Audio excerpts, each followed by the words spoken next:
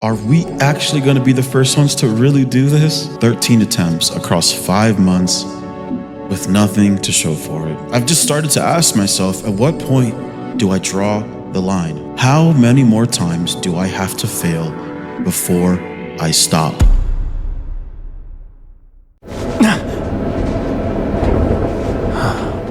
Today, we're taking on a challenge that's been attempted dozens of times, but has never actually been completed.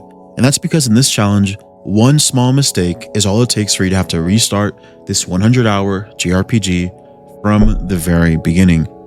The Nuzlocke is an infamous rule set known for being brutal. It takes a game like Pokemon that's balanced that even children can complete it, and turns the game into something that might make a grown man cry. Pokemon Nuzlockes are difficult, but with enough dedication and a lot of time, most people can complete a run. But when you apply this rule set to other JRPGs, it makes the difficulty border on the line of impossible. In fact, for many years, most of the Persona 5 community believed it was impossible to Nuzlocke this game. You can find Reddit posts and even YouTube videos discussing its difficulty, and many claiming, again, that it's impossible. There's many reasons for this, the biggest of which is the permadeath rule, where if a party member dies, they're gone for good. And even worse, if Joker dies, the run is over and you have to restart from the very beginning. This isn't even mentioning the length. This game is about 100 hours long. Despite these challenges though, in August of 2023, someone finally did it. A YouTuber by the name of Ragnar successfully completed a Nuzlocke of Persona 5 Royal. Or at least he sort of did. He proved that it was possible, but also performed so well, he made the run look easy. Even still, it was a huge accomplishment. When the video was released, I was just a guy who enjoyed watching difficult runs, and like many others, I watched this run in awe. I'm still that same guy, but I started doing my own challenge runs, and I now see some problems with the run. The Nuzlocke Ragnar completed wasn't a true Nuzlocke. I would even go as far to say it's not actually a Nuzlocke at all. A true Nuzlocke at its core has RNG-based party building, plus has a constant and real threat of losing party members. Though his rule list looks nearly identical to that of a Nuzlocke, it didn't capture the essence of an authentic Nuzlocke. His rule list was adapted to fit Persona 5 Royal, and along the way, it lost the identity of a Nuzlocke. And more importantly, it lost the difficulty that made so many people declare this run impossible. So as of today, a real Nuzlocke of Persona 5 Royal still hasn't been done. And this isn't for a lack of trying. I've done extensive research attempting to find anyone who has successfully completed it, and all I found was a graveyard of failed or abandoned runs. There are so many VODs you can find on YouTube of Nuzlockes that were started but never finished. So I decided I'll be the one to finally do it. And not only am I going to do an authentic Nuzlocke, I'm going to do the hardcore variant, with a rule list that has absolutely zero compromises. For a while now, I've considered Ragnar's Nuzlocke to be the hardest challenge run for Persona 5 Royal you could find on YouTube. Or at least I thought that was true, until today.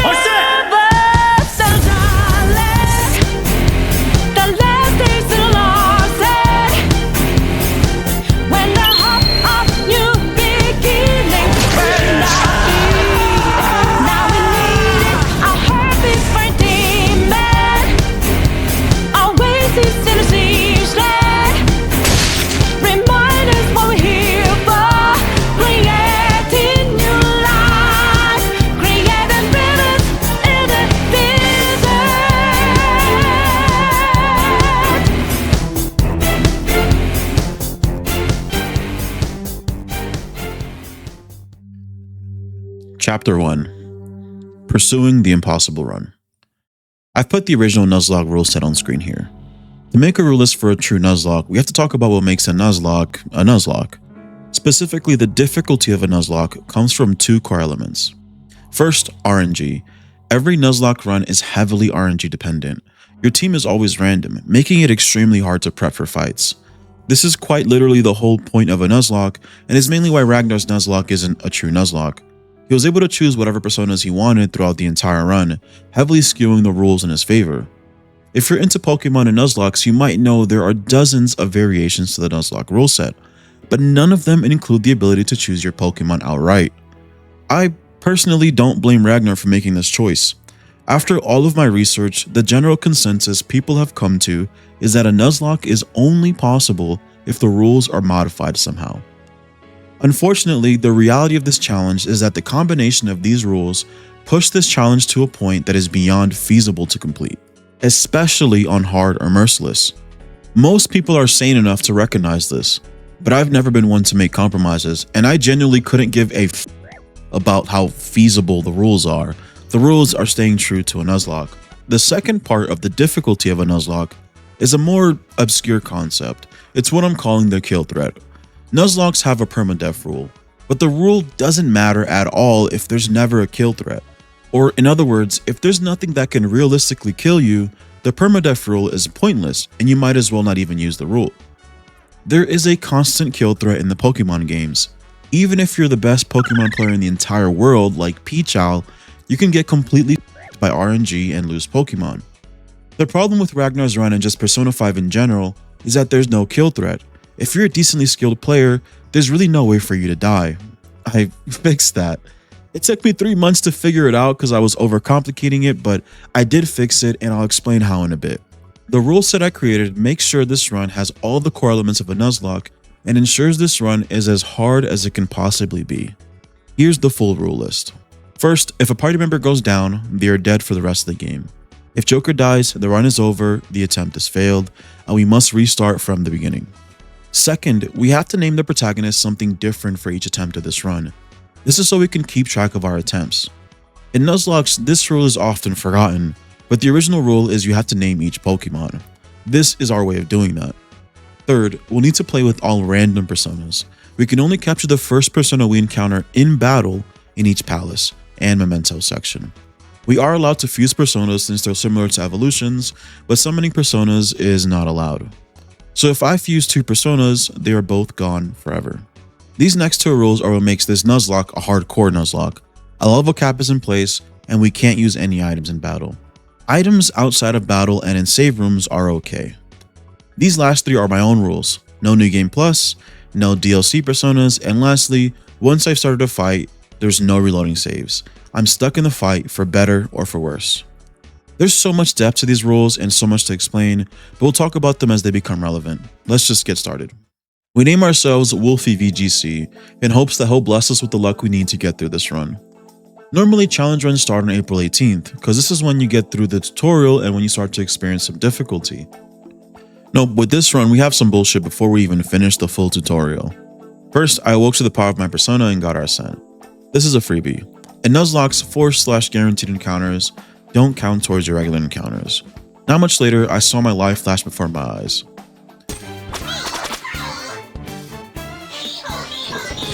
Watch your health. When you get some breathing room, heal. Holy shit. Yo. I'm not done. I had no idea they hit this hard. Well, I definitely added some kill threat to this game successfully. When we returned to the palace on April 15th, Morgana taught me how to capture personas, and in the process, I got a pixie for free. Now I can officially go for my first encounter. The rule list says I have to try and capture the first persona I encounter in battle. In my attempt to capture my first persona, I nearly lost the whole damn run. I couldn't remember the button to trigger third eye, and I was trying to get to cover. I was mashing buttons only to remember that you don't get the ability to start. You have to wait till Igor gives it to you. In the process, we got surrounded by pixies. We thankfully defeated them with we defeated them with Arsene, and we couldn't capture them since we already have a pixie. A second group of jack-o'-lanterns showed up, but I couldn't catch them either. We went into the Belphegor fight and targeted his Agi weakness. We nearly lost 3 of our party members just because I didn't take the fight very seriously. Ryuji got a lucky dodge on a wind attack that otherwise would have KO'd him.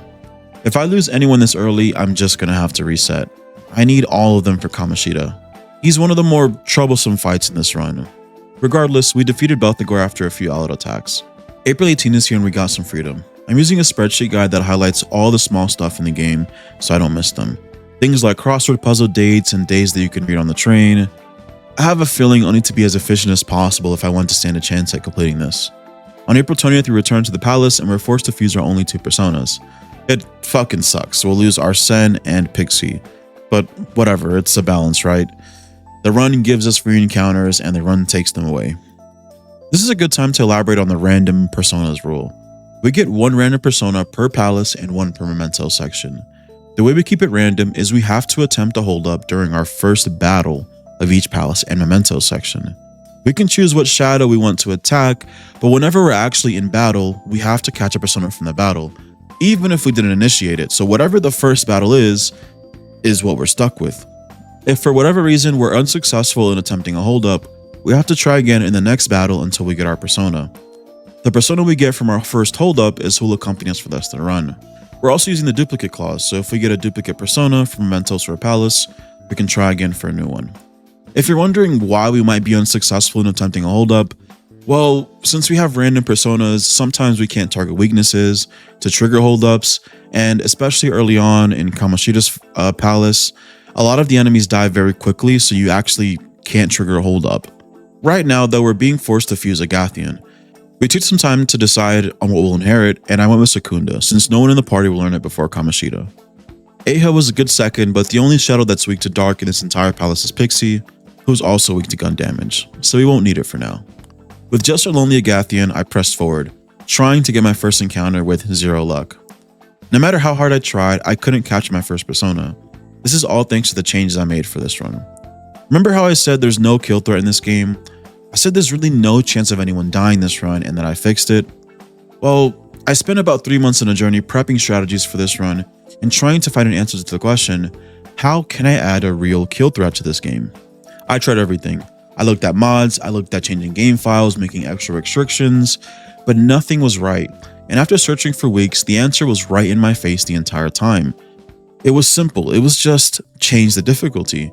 Pretty much no one that does challenge runs for this game plays on Merciless. Hard is more difficult than Merciless, right? That's what everyone says. And for regular everyday runs, this is mainly true. It was actually a hotly debated topic in discussion boards in early 2022, but hard has just kind of been accepted as the hardest difficulty recently. I personally think this is a load of horseshit, and I believe the reason it's been accepted as the general truth is because a pretty popular gaming news source posted an article stating that hard is more difficult than Merciless. I haven't really been able to find any debates about this topic after the article released, so I guess they settled the debate. I don't know. But that doesn't matter for this run. What matters is finding out which difficulty is going to be the hardest for this run in particular. That's what I need to know. Merciless gives you 3x damage on crits, technicals, and weaknesses, which you can abuse to steamroll enemies. But that comes with the trade-off. Enemies can do the same.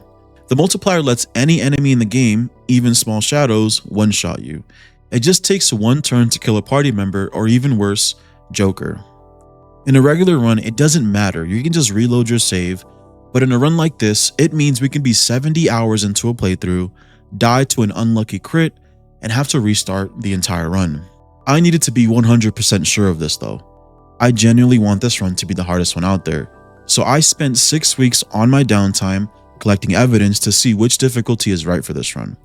I did test runs for both difficulties with my rule set. I kept all the rules the same, except instead of resetting after a death, I kept the record of them. On Merciless, I had 8 deaths.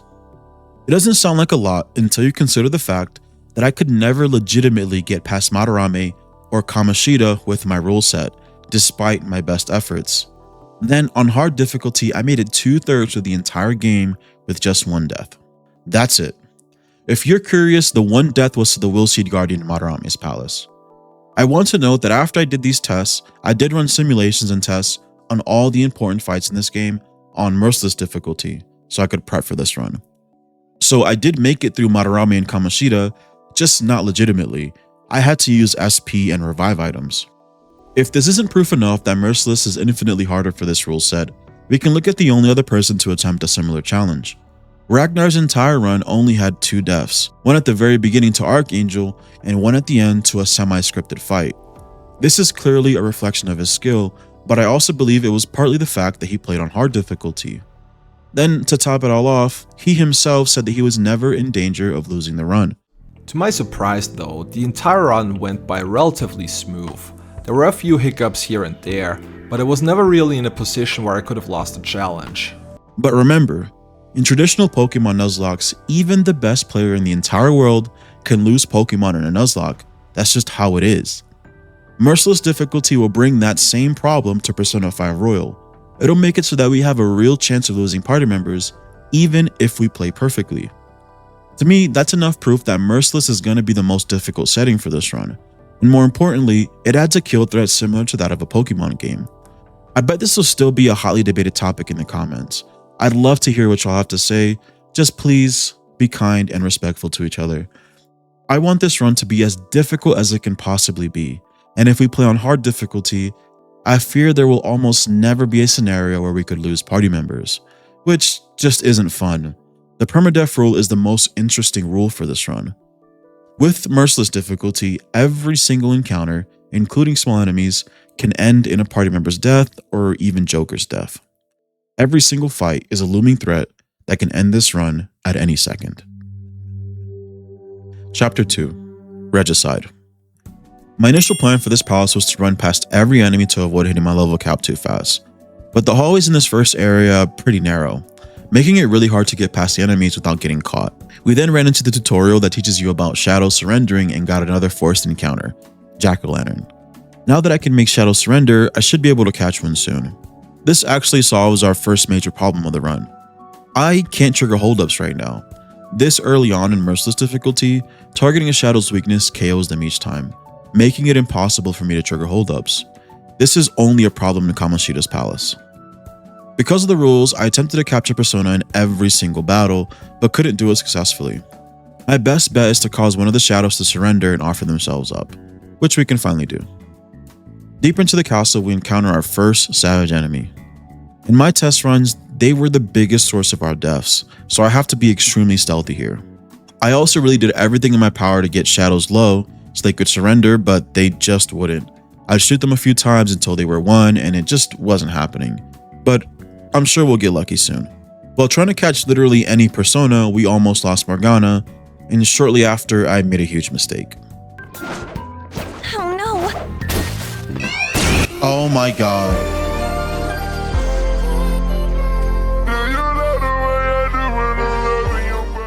I was mindlessly trying to sneak past the savage enemy, but instead stole a volleyball off a shelf. The savage enemy immediately attacked me and we were surrounded. The fight was unfortunate. Not only did we have to fight the savage enemy, but we also fought some additional waves of enemies. I've been trying to avoid combat to not get past the level cap too quickly, and as a result, the palace alert level is high and my actual level was low. We made it through the fight but lost Panther. Panther is so valuable. She's the only person in the party who can consistently get us technical hits. So we have to reset already. This is the end of Wolfie VGC's run. I'd like to tell you that things went smoothly, that we're just gonna try again and we're gonna pick up from where we left off. But that's not what happened. We have failed this run again and again. The first attempt was Bill, like the guy from the PC. Bill went up against Belphegor, and he thought it was going to be pretty easy, so he went in with his guard down and lost Ryuji to a one-shot. Thanks to the weakness multiplier from Merciless difficulty, Ryuji died instantly to Ogaru, so we reset. Oh my god. Next up was Eevee Lover. He learned from Bill's mistakes and blocked with Ryuji so he didn't lose him to Belphegor. But he went into a new area not knowing a savage enemy was camping the door, who deleted the entire party in just one turn. Fuck this run, dude. This is so terrible. I'm doing all this work just for someone who probably skipped the whole first chapter of this video to talk shit and go into the comments and be like, run easy, bro. Played on Merciless. What an idiot. Like, go watch the fucking prologue, bro. I worked hard on it. Next was Mustard Ketchum. He managed to sneak through the palace and carefully made his way to Kamoshida. But at the Kamoshida fight, he ran into a huge problem. He couldn't do enough damage to keep Kamoshida's attention, so Ryuji couldn't successfully get his crown. The party ran out of SP, and that was GG's. We got completely fucked by the no items in battle rule. It's a sleeper rule. It doesn't seem like a big problem at first, but no items means we have no way to regain SP in battle. So when we're out of SP, that's it. I imagine it's going to be a huge problem throughout this run. Not to mention no items means no heals if our healers die, and no ointment for Tetrakarn and Makarakarn. Before doing tests for this run, I've never had a playthrough where we didn't successfully steal the crown in 3 turns. I didn't even know it was possible to fail it. Regardless, this is now 4 attempts. 4 separate attempts where I've had to go to this game's 2-hour tutorial just to die to some bullshit. If I have to find where the fucking Ginza line is one more time, I'm gonna start a fucking Okay, so the next attempt is where we actually made some real progress. This guy's named Cynthia's Garchomp. If you know, you know, but we made it to Archangel with our 2 default encounters, Agathian and Jack-o'-lantern. And we caught our first persona, Silky. Archangel has one goal and one goal only, to one-shot anyone he can. He'll set up with a charge and go for a one-shot for the entire fight. Just from past experience, I know he likes to target on, so my Agathian used Rakukaja and Guard to keep on in the fight.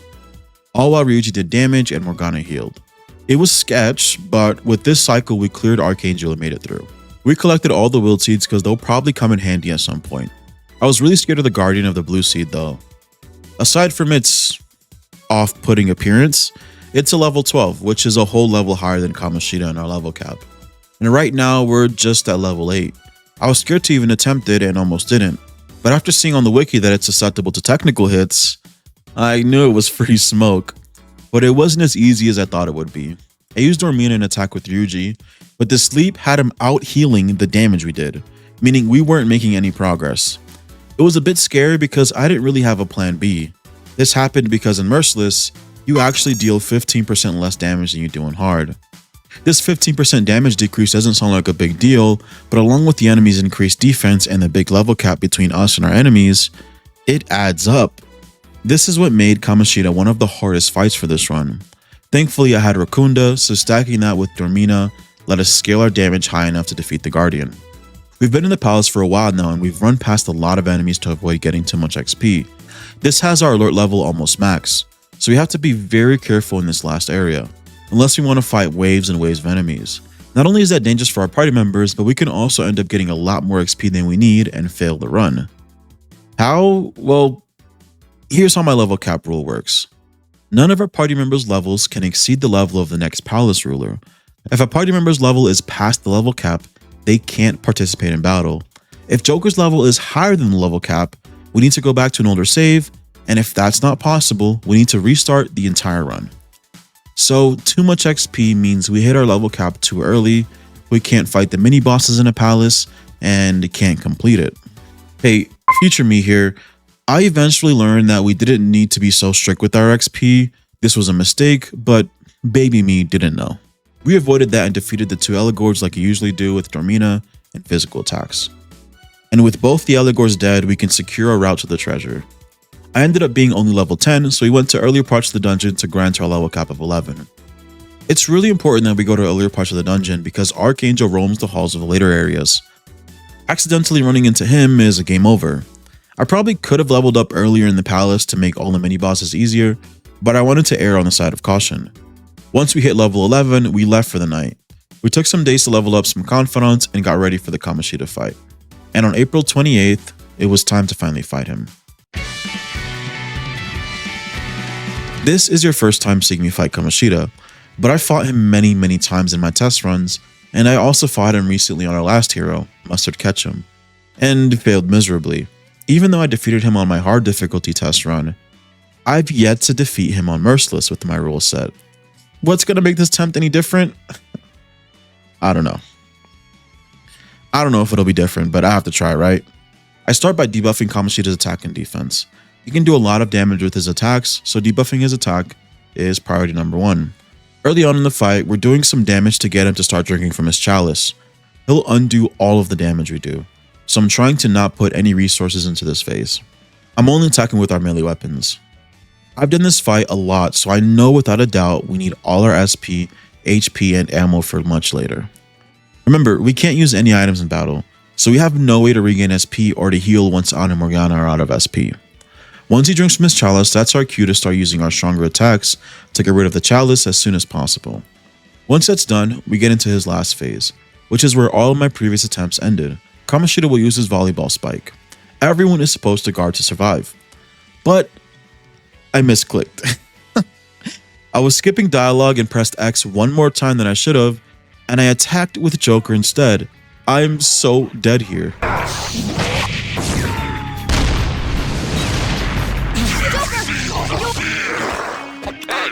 I'm sorry, King Kamoshida! I was left with just 2 HP. I really should have died. This was supposed to be a game over. Not a good idea. I guess we can train tonight.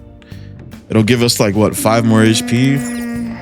Maybe it'll make a difference later, who the fuck knows.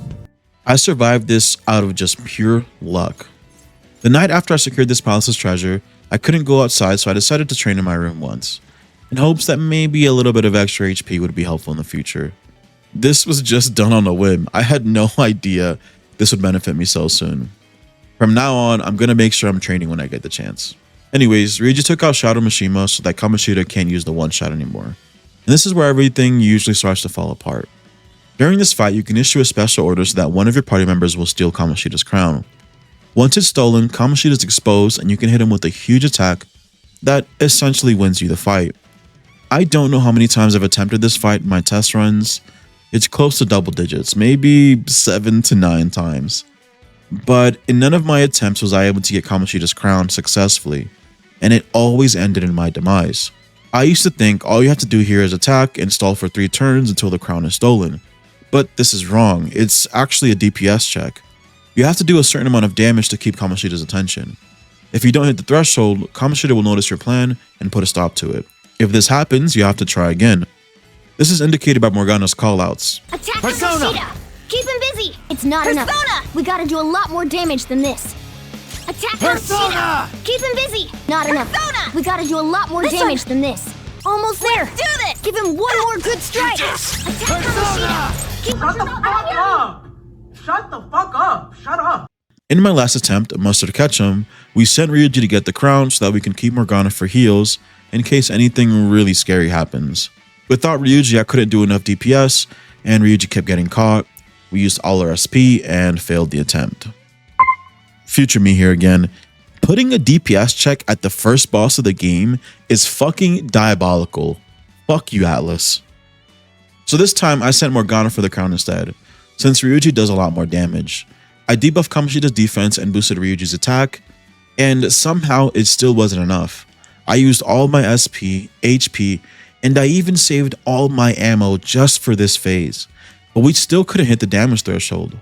Most of you might be wondering, how the fuck am I not hitting the threshold? Well, there's 2 reasons, the level cap and Merciless. We're the same level as Kamoshida, so our damage isn't anything exceptional.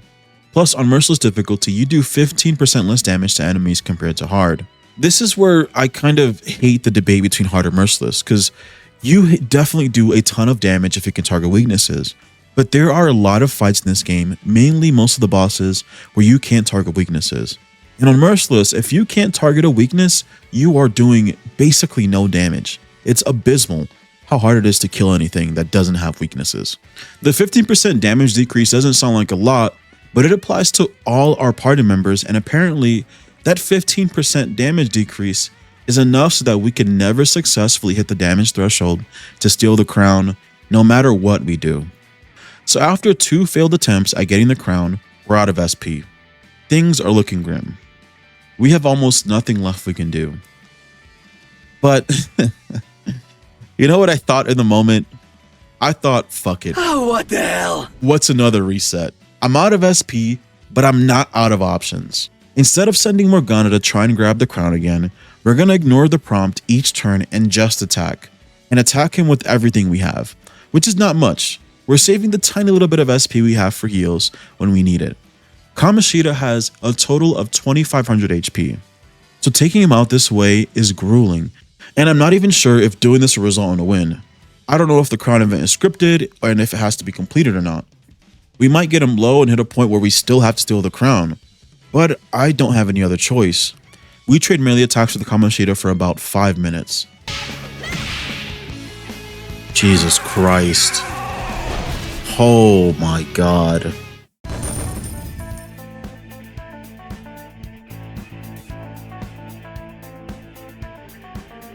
I can't believe we did this.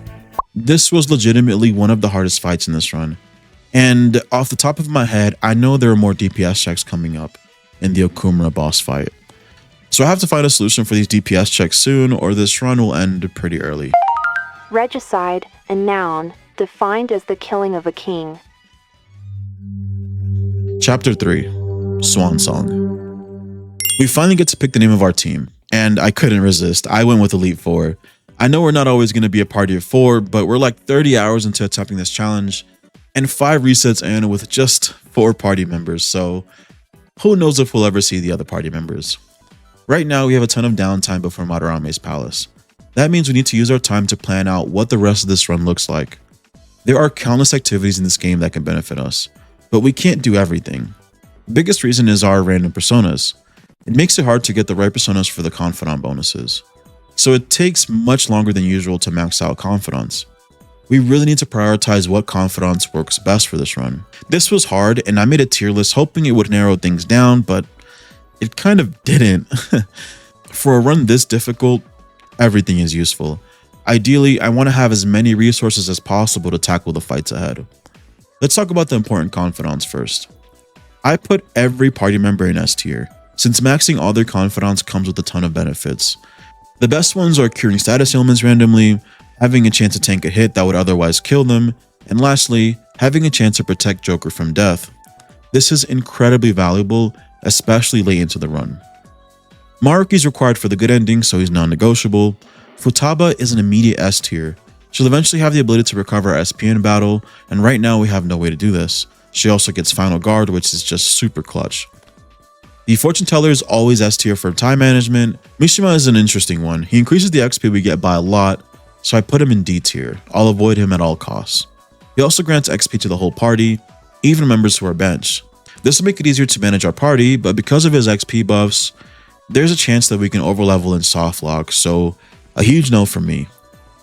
Future me here, this was a big mistake. I will learn this much later. Shinya is good, but not necessary. I initially wanted to put Takumi in D tier, since we can't even use healing items in battle, but I remembered she eventually sells accessories that recover SP over time. Really useful if we ever run out of SP, like in Kamoshida's fight. So I put her in A. Twin Wardens are weird because we can't actually complete their confidant, but their hangouts can give us skill cards. We'll be doing all of the hangouts. Oya's fucking useless, and I love Sojiro, but I see no use for his SP items. We can probably beat most palaces with the items we get throughout the game. Hifumi's really good, she'll give us the ability to swap out party members. This is probably going to save a party member's life at some point. Then lastly, Yoshida might actually be very valuable in this run. I put him in A tier. He can help us get better loot from shadows and rare items. I don't really care about the items, but the wiki says there's a chance you can get skill cards from shadows too, and as far as I can tell, that falls into the items category for some reason. If that's true, we really need Yoshida. Since all our personas are random, we have no idea what skills we'll have available to us. The skill cards should come in clutch. The usual way of itemizing personas is basically off limits for us.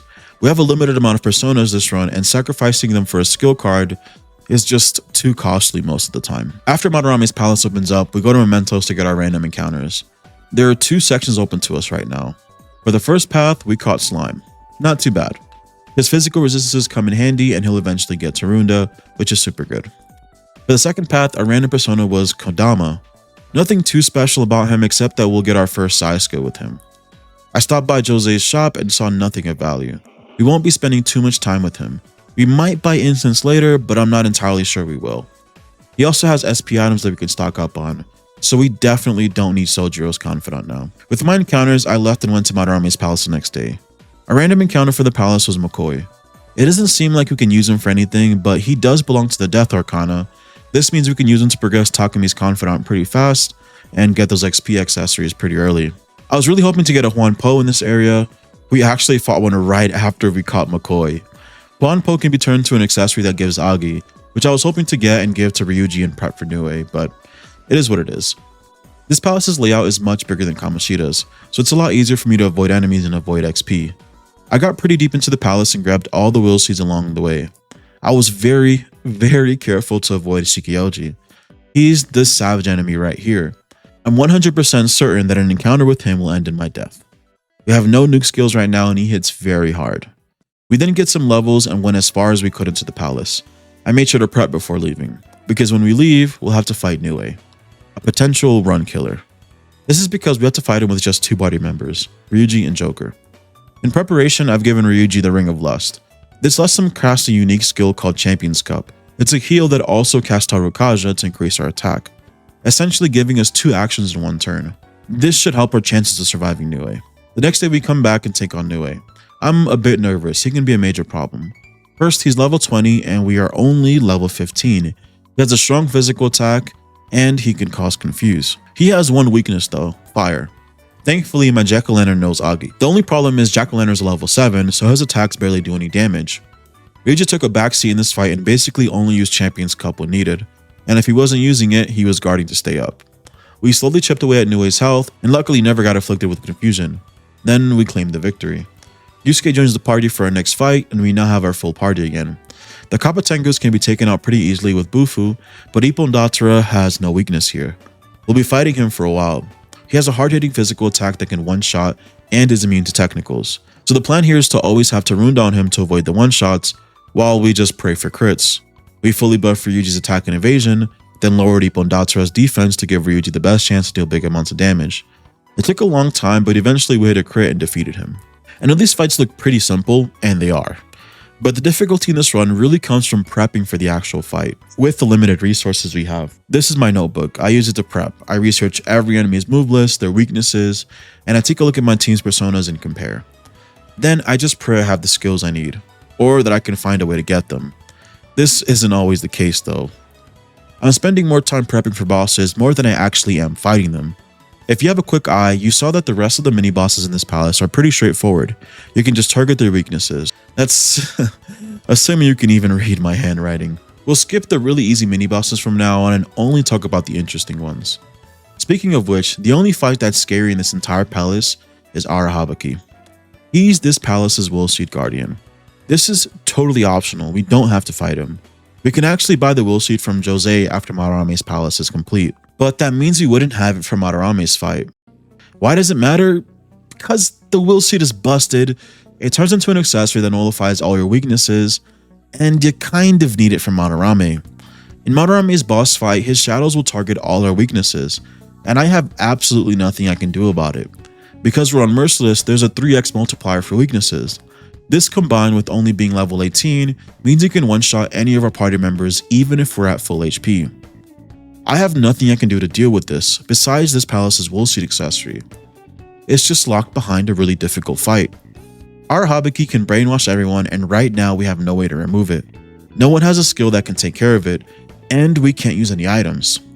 I've looked and looked, but there isn't a single resist brainwash accessory available to us this early. Once a party member is brainwashed, he'll hit a party-wide technical with Mapsio that does upwards of 800 damage per person.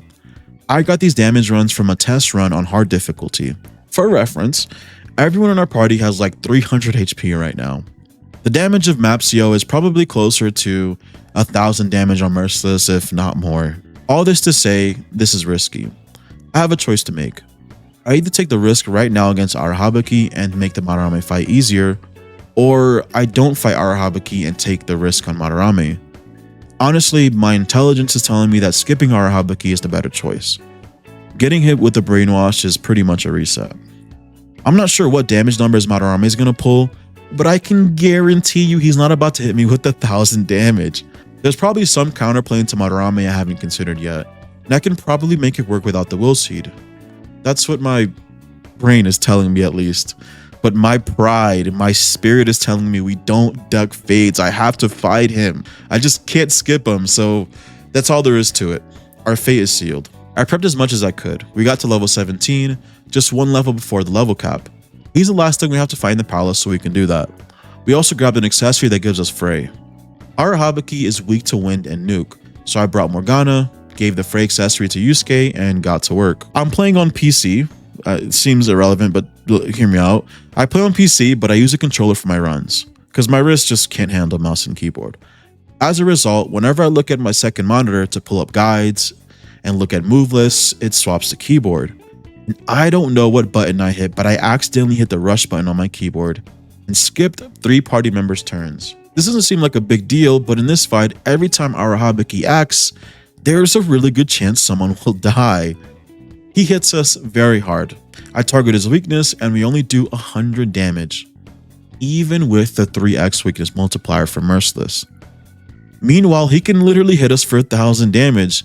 This is hard concrete proof that the multipliers in Merciless work against us more than they favor us, at least this early on in this run. We can't even use items to consistently trigger technicals. Items like the stun gun have a really high chance of shock. We're just having to depend on our regular attacks like Zio from Ryuji. To add insult to injury, our all-out attack only does 78 damage. He has 1100 health in total. I attacked with Joker and healed everyone back up to full. We keep targeting his weakness, but he uses Brain Jack and brainwashes Morgana and Yusuke, and there's nothing we can do about it. All I can do is try to defeat him before he uses Mapsio. Then Ryuji fucking uses Tarukaja on Arahabaki. No. We're trying to defeat him quickly. Maybe we can kill him before he uses Mapsio, but we're barely doing any damage. And next turn, he finally uses Mapsio and takes out the entire team, with just Joker left standing. This is done. We have On left in reserves, but there's no point in continuing. There really isn't any reason to attempt Madarame with just 2 party members. Swan song. A noun used to describe an artist's final act. The way that all happened was really unfortunate. Some of you may be thinking I should have just reloaded my last save after I accidentally skipped our turns at the beginning of the fight. But I have one rule I use in all my runs, and it's once I've started a fight, there's no reloading saves. I'm stuck in the fight for better or for worse. It's a rule that forces me to prep correctly and heavily punishes me for my mistakes. And that's what happened here. At this point, I'm kind of over this run, I'm not gonna lie. I think we're on attempt number 7, and we've only beaten 1 palace, barely, might I add. I think it's 7. So far we've had Wolfie VGC, spelled incorrectly apparently, wow. Wolfie VGC died because of the volleyball fiasco. Bill lost to Reggie to Belphegor, then we had Eevee Lover who team wiped to a random Archangel, Mustard Ketchum lost to Kamoshida, and our most recent attempt, Cynthia's Garchomp, we just lost to Arahabaki. Okay, so we're actually only on attempt number 6. Not too bad, I guess. What am I talking about? We've only beaten Kamoshida.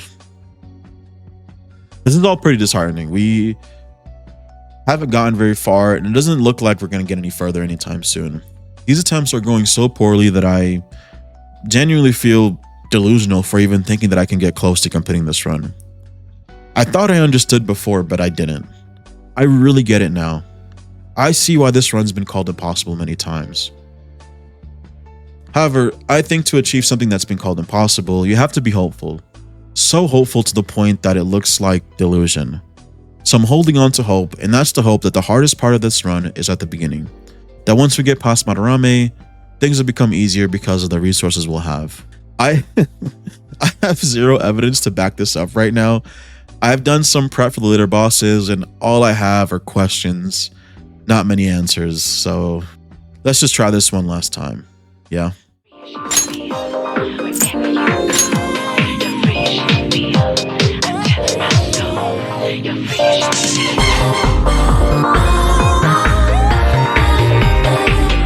Where the fuck is the Ginza line?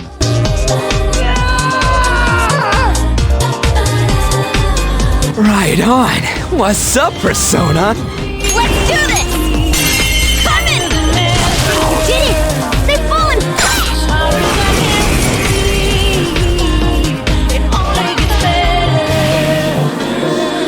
We came here a little early, so I didn't have Tarunda or Rakukaja, so it was a bit sketch, but we still got through.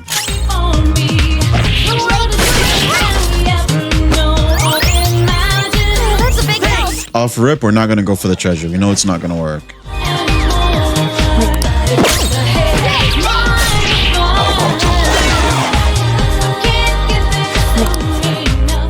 Nah, I'ma do my own thing.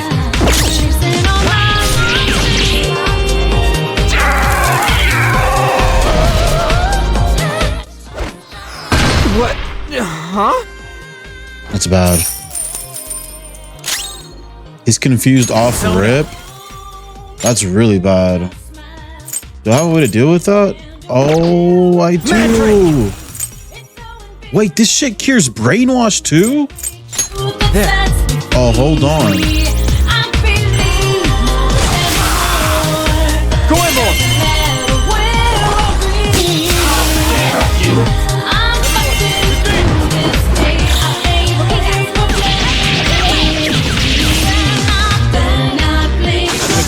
foes. Chapter 4. The Whims of Fate. So we're mostly caught up now. Our new hero is Wolf Glick, or just Wolfie for short, spelled correctly this time. We got through Kamoshida by never attempting to take the treasure and by just chipping away at his massive health pool. I feel a lot more optimistic about this run, so our fandom themes are now the Elite 8 instead of the Elite 4. Everyone's gonna survive this run. No, the fuck they ain't. Who said... Whatever, bro.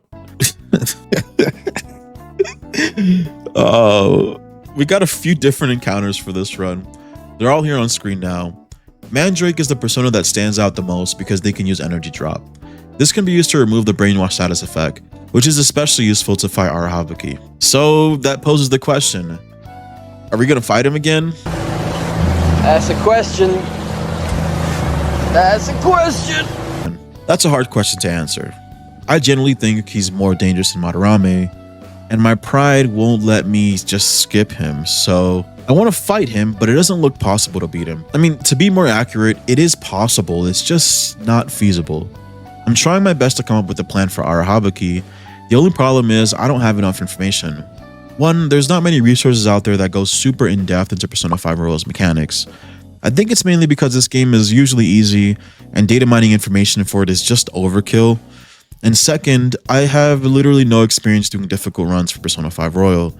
I completed Royal for the first time a few months ago, and I've been prepping for this run ever since. But I'm not gonna let something like inexperience stop me.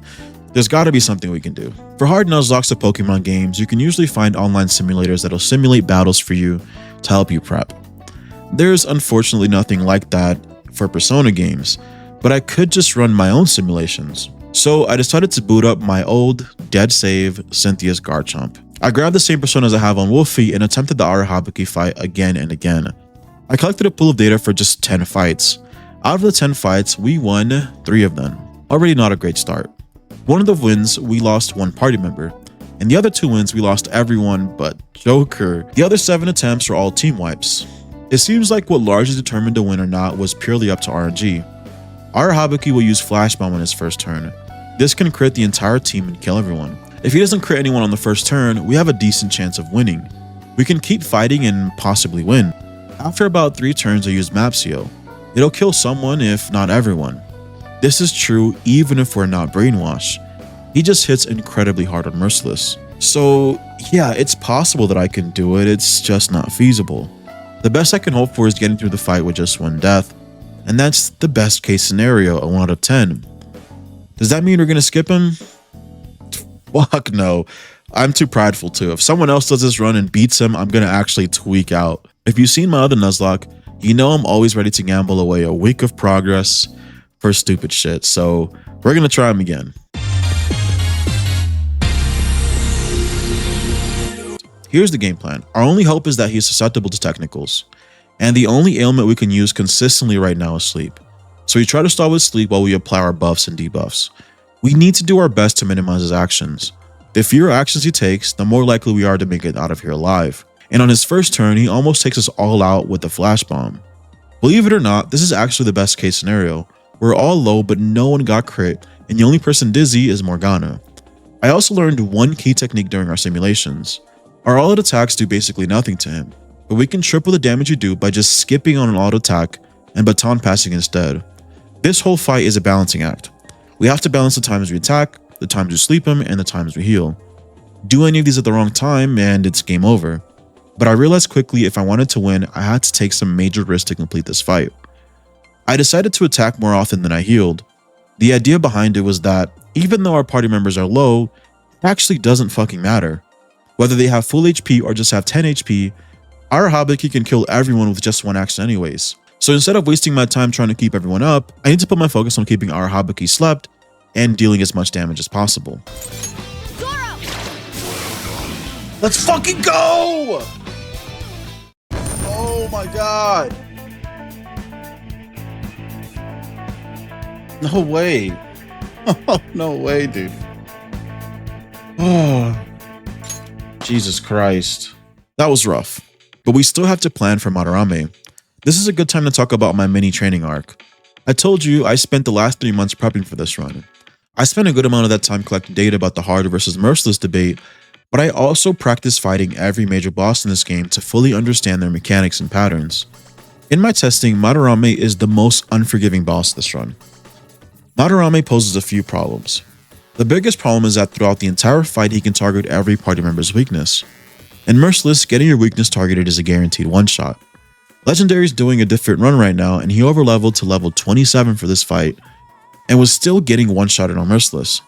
For comparison, we're level 18, so there's no way we're surviving that. By far, the most dangerous part of this fight, and possibly the most dangerous part of the entire run, is the first turn of the painting phase. I've kept some clips from my training arc to help illustrate just how dangerous this fight really is. In the first turn, the nose painting will target a party member's weakness and get a KO. They can also chain this and take out the whole team before we can even do anything. The nose painting will always act after Joker and before everyone else, so there's no opportunity to have anyone guard. As far as I can tell, this is scripted, so even if everyone's agility is higher than the paintings will still act first. There is quite literally nothing we can do about this. If Joker had Makarkon or something, maybe that could help, but we don't. I have scoured every resource I could find for a solution for this, and I have a few things. Nothing that can completely solve our problem, but stuff that can help. First, I took a look at my fusions to find anything that doesn't have an elemental weakness. By that, I specifically mean the basic elements like wind, fire, electric, and ice. These are all the elements that can be targeted in the Madarame fight, and the only option we really have is Shisa, whose only weakness is Sai. If we have Shisa out, Joker should be safe from the first turn KO. That means I can give the Crystal of Vanity to someone else. They'll have no weaknesses for the entire fight, and more importantly, they'll be safe for the first turn. The question is who? It's a hard decision. I have to decide who we're going to sacrifice. Or in other words, I have to choose who's going to die. Because whoever doesn't have the crystal here will probably die on their first turn. And after a lot of back and forth, I chose on. This sounds like a terrible choice, but it's really the only answer. For Madarame's second phase, we need to be able to target all of the enemy's weaknesses. Joker doesn't have Bufu, but Yusuke does. I need Yusuke for phase 2. In phase 2, on Merciless, hitting a weakness isn't enough to defeat an enemy. We'll need to baton pass a few times and eventually finish everyone off with an AoE physical attack, like Rampage. This means we need Ryuji and Yusuke.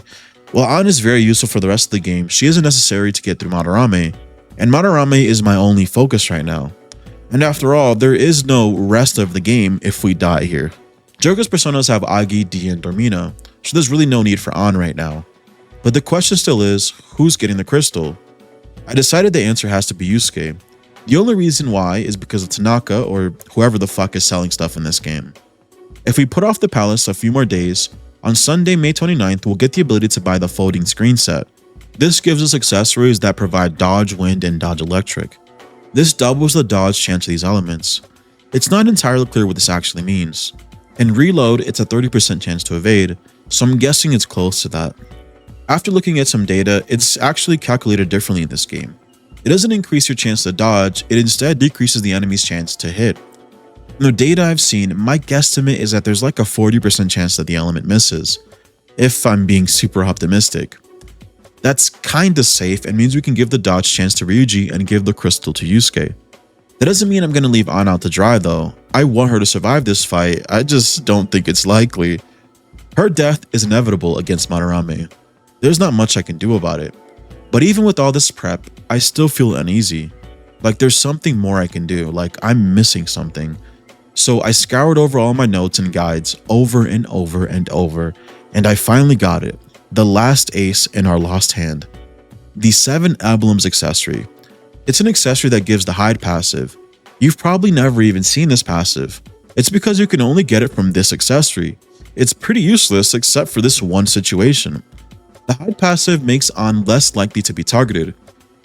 She goes from having a 1 in 4 chance of being targeted to just a 1 in 6 chance. That means there's an 83% chance she won't get targeted the first turn. And after that, we can guard with her until she's safe, basically guaranteeing her survival. Of course, RNG is still at play here. On the first turn, the paintings can target anyone.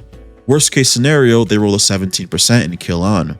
Or they target Ryuji, who has a decent chance to dodge, but if he doesn't dodge, he's dead. We'll have to pray that they target Joker or Yusuke on the first turn. And lastly, this is really rare, and I mean extremely rare, where there's a chance they might attack with the wrong element, like hitting on with a wind attack, for example. That would be fantastic. But at this point, we've done everything in our power to prep. Now it's time to go in and roll the dice. You use others for your own despicable desires, Madarame. You aren't even worth the art you create! Whether or not we have to reset and lose all our progress is up to just this first turn. Oh, thank God. Oh, Jesus. I know this doesn't seem like a big deal, but no one dying this first turn sets us up to have the best chance to complete this fight.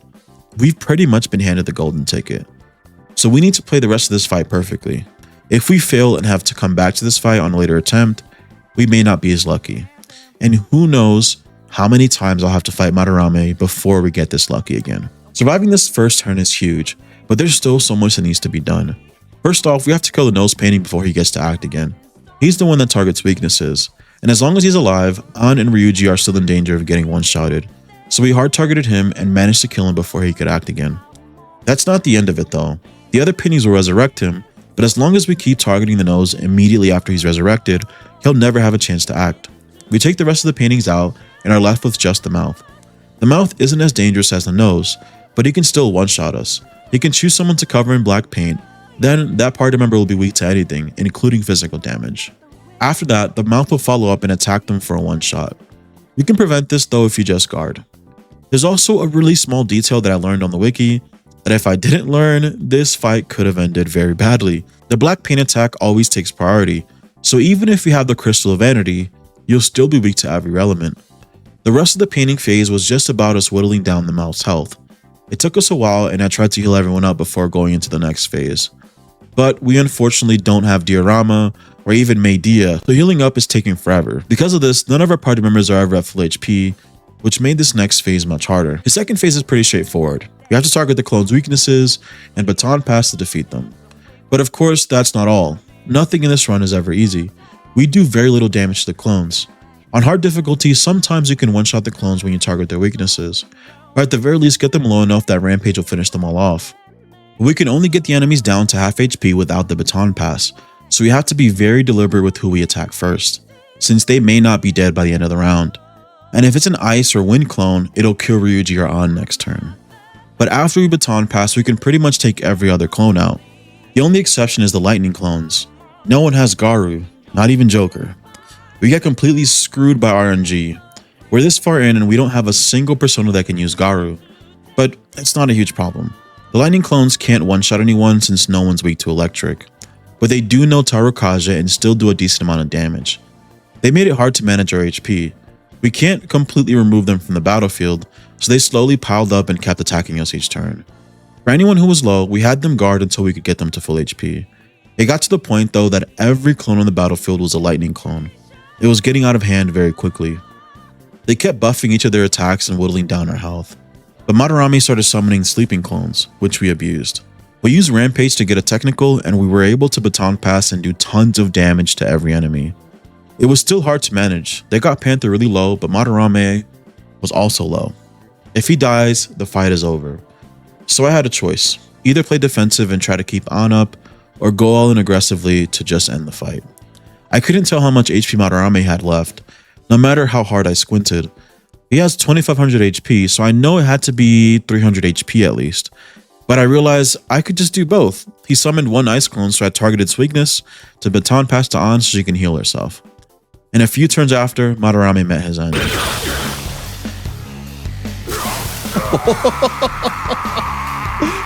Oh, so stressful. Oh my god, I'm the fucking GOAT.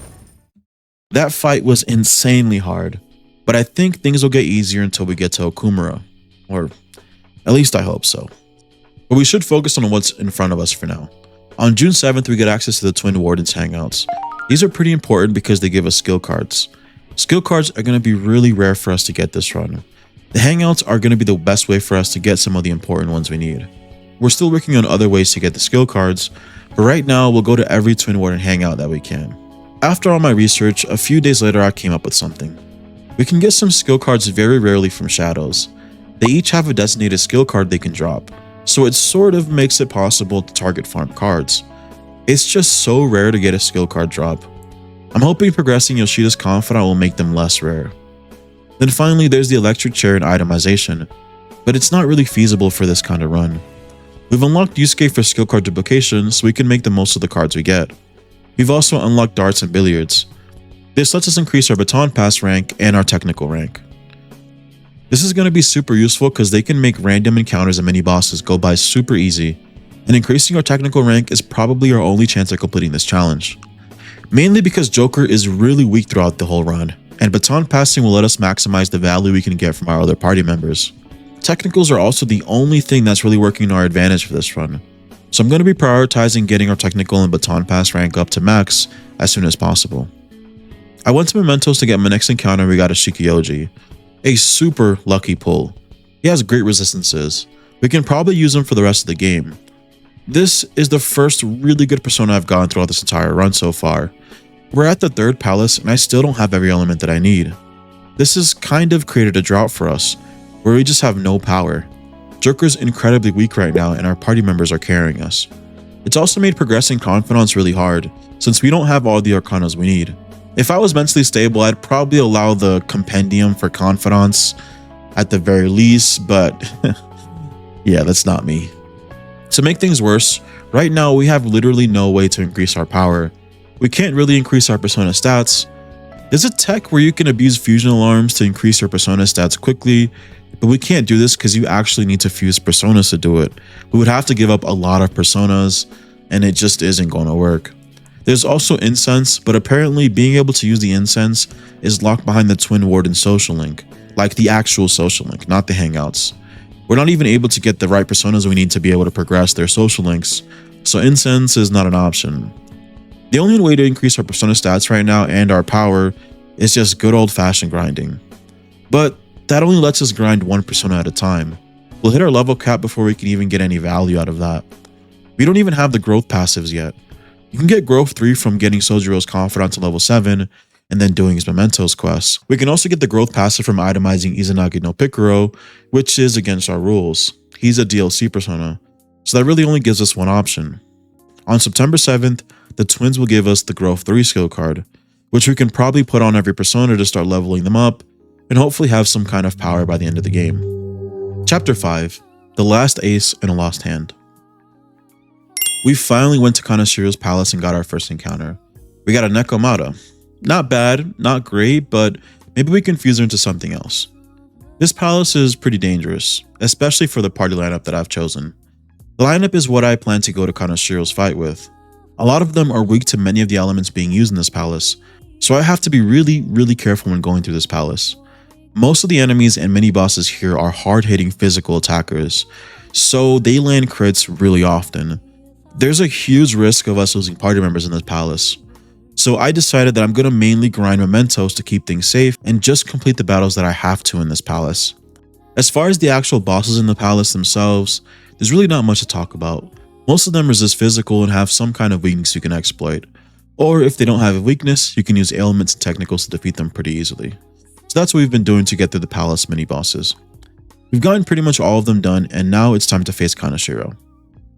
Kanashiro at first glance seems like he's going to be a really easy fight, and I told you guys I did spend a very long time prepping for this run, and I have a general idea of how to defeat every single boss, but I didn't start making a super in-depth plan until I actually started doing this run, and there's one big problem that I didn't resolve during my prep, and that's the issue of his second phase.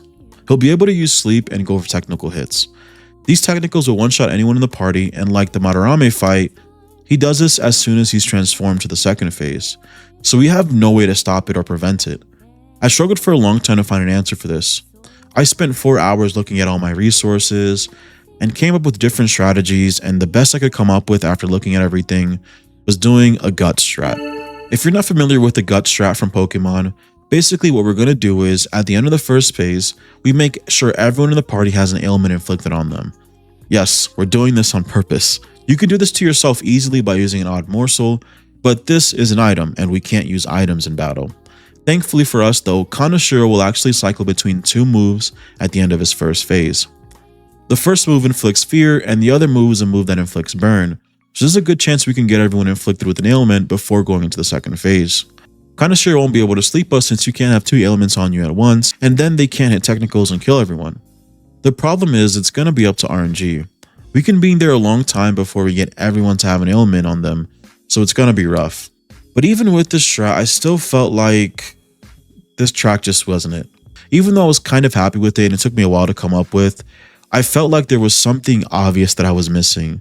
So I looked and couldn't find anything, and I kind of got burnt out and hit a mental wall. So burnt down to the point that I just took a break for a week to play SMT5. It was my first time and it was phenomenal, by the way, you should play it. But I got to the point where I just couldn't figure it out and didn't want to continue and end up failing the run. So I hit my boy up and I was like, yeah, I don't know if I'm going to finish this challenge. I'm going to be pretty honest, it's ass. And I talked to him about the problem that I was having and he was just like, succubus pajamas exist, by the way. I was sitting there like, what the fuck is he talking about? So I boot up my old save and check my inventory, and there it is. We have been looking at a lost hand this entire time, and Legendary just slipped us an ace. The succubus pajamas. It's an item that you can get from the previous palace that gives you no sleep, and I actually have 3 of them on me already. So instead of doing all this extra bullshit, I could just pull the no sleep on and not have to deal with that toxic ass mechanic for the second phase. Joker will be the only one without the pajamas since he has Shikioji. He knows physical, so he can't be crit. So shout out Legendary, bro. Thank you. Without him, I probably would have lost this fight, reset, and lost my damn mind. The succubus pajamas were the last part that I needed to be able to face Kanashiro. And hierarchy? You have to be out of your mind. All of that was forced on me too, you know. I went through shit until I crawled my way out of the dregs. Now it's my turn to profit on everyone else. Still, don't you think you're getting back at the wrong people? What a pitiful man. Filthy fly on dirty money. Get the hell out of my face! Fine! Here we go, you pieces of shit! The first part of this fight isn't too terrible. He can inflict fear and burn, which we don't care about at all. This is because he has no way to follow up with technicals for either of those ailments. The name of the game here is really just preserving SP, because the second phase of this is when things are going to get really difficult. Right now I'm mainly using buffs and debuffs to make sure that we can get the most out of all our attacks. Rakunda is much more efficient than giving everyone Tairokaja. That's what we're using mainly. We've built Shikioji to have pretty much everything we need for this fight. I also have on an SP adhesive from Takumi's clinic that gives us SP recovery. Then Makoto has the Crystal of Gluttony for Marakukaja. She can use it to keep us safe for the entire fight. Ryuji has the crystal from Kamoshida's palace that gives him Champions Cup. We did this so that we can maximize the value we get out of his SP. He's a physical attacker, so he doesn't use SP very often. Kanashiro's worst move in the first phase is March of the Piggies. This is only a problem during the first few turns of the fight. This is because you get the option to throw an expensive item to distract him, and once you do that, he won't use March of the Piggies anymore. So we just spent this entire fight whittling down his health and making sure everyone stays up. We try to preserve our SP throughout the entire first phase, and at the end, we prep for phase 2. Because once we complete the first phase, it'll jump straight into the second phase. Then he's going to do his sleep and attack combo that I talked about earlier. I have to make sure that everyone is topped up before going for the final hit on him. Once everyone's topped up, we go for the kill and start the second phase.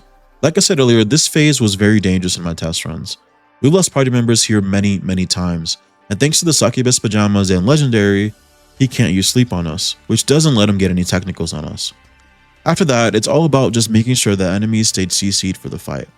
So what we're doing is we're sleeping the big guard so that we can attack Kanashiro directly. We're putting Forget on the smaller guard because he's the one who could actually crit us.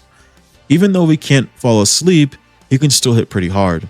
He gets crits kind of often, so I always make sure to keep him CC'd, or at the very least, give him Forget or Confuse so that he can't use his skills.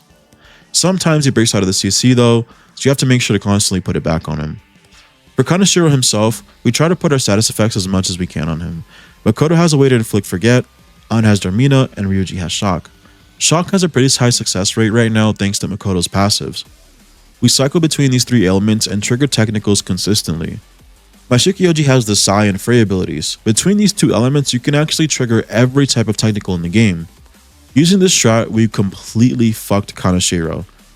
He does have an almighty attack he uses a few times, but it does damage based on a percentage of our health, so it's very hard to die to it. After he used all his money, we jumped him and finally got the victory. After defeating him, we start to finally get some relief for this run, as far as how difficult it's been. This is thanks to us getting our social stats up pretty high at the beginning of the run. We didn't have personas we needed, so it was hard to progress confidants. What I did instead was work on social stats as I collected more personas from different arcanas, and we've gotten our social stats decently high. We can pretty much access most of the important confidants we need right now. Of course, we still have some stats we need to max to be able to get some more important stuff, but right now we can finally reap the rewards from all our hard work. We can start maxing out Ryuji's confidant and our other party members to finally get Endure, and more importantly, we can get Hifumi started, which will give us a ton of things we can do in battle. She just gave us the ability to swap out party members on Joker's turn, and eventually we'll be able to do it on our party members' turns. We're going to see a huge power spike before the next palace. Chapter 6. Creating Rivers in the Desert. In preparation for Futaba's palace, we went to Mementos to pick up our next encounter. We got Takemi Nakata. Then in the palace, we picked up Ananzu. As far as the actual battles in Futaba's palace, most of them aren't really a problem. Many of them have weaknesses you can easily exploit, and at this point in the game, many of our party members have the tier 2 damage skills like Agilao. So we can do a ton of damage to the bosses and can finish them off pretty easily. Pause. For the ones that don't have a weakness, 90% of the time they have an ailment you can inflict on them like freeze or sleep. Most of the time, mini bosses are only susceptible to one category of ailments. So if they can be frozen, they can typically be shocked or burned too, but they can't be slept or dizzied, and vice versa. The hardest part is just trying to find out which category bosses fall into before going into the actual fight, so that I'm actually prepared. Going in blind will almost guarantee someone will die. Mini bosses can usually one-tap us if we don't constantly stun them with ailments.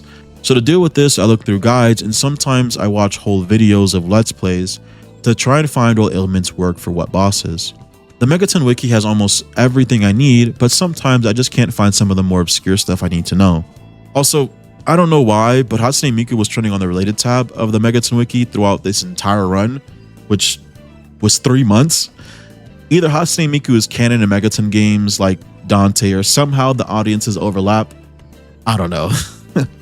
I fuck with Hatsune Miku. What I really want to know is, do y'all fuck with Hatsune Miku? Let me know in the comments. I'm genuinely curious.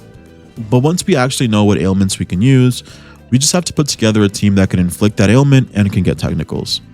Interestingly enough, between just 2 elements, Psi and Nuclear, you can actually trigger every single ailment in the game. So my Shisa and Shikioji are always being used in these fights. Futaba's palace is probably the easiest palace in the game to go through. There isn't many things to be worried about except for maybe Ma and Aliyat. For all the other bosses, we look at their weaknesses and their move list to be absolutely sure that none of the party members we bring are weak to the boss's attacks, because if they are, they will die without a doubt. So it's really important for me to be on top of that and make sure that we're not bringing any party members into a fight where they will insta-die. We also made a big change in the way we go through palaces here. I've started asking for items at the end of each encounter since I have Yoshida level 5 now, which gives us an increased chance of getting rare items from shadows. Items don't really matter to us, but when we ask for an item, we get a chance to get skill cards, albeit it's a very low chance, and I mean really low.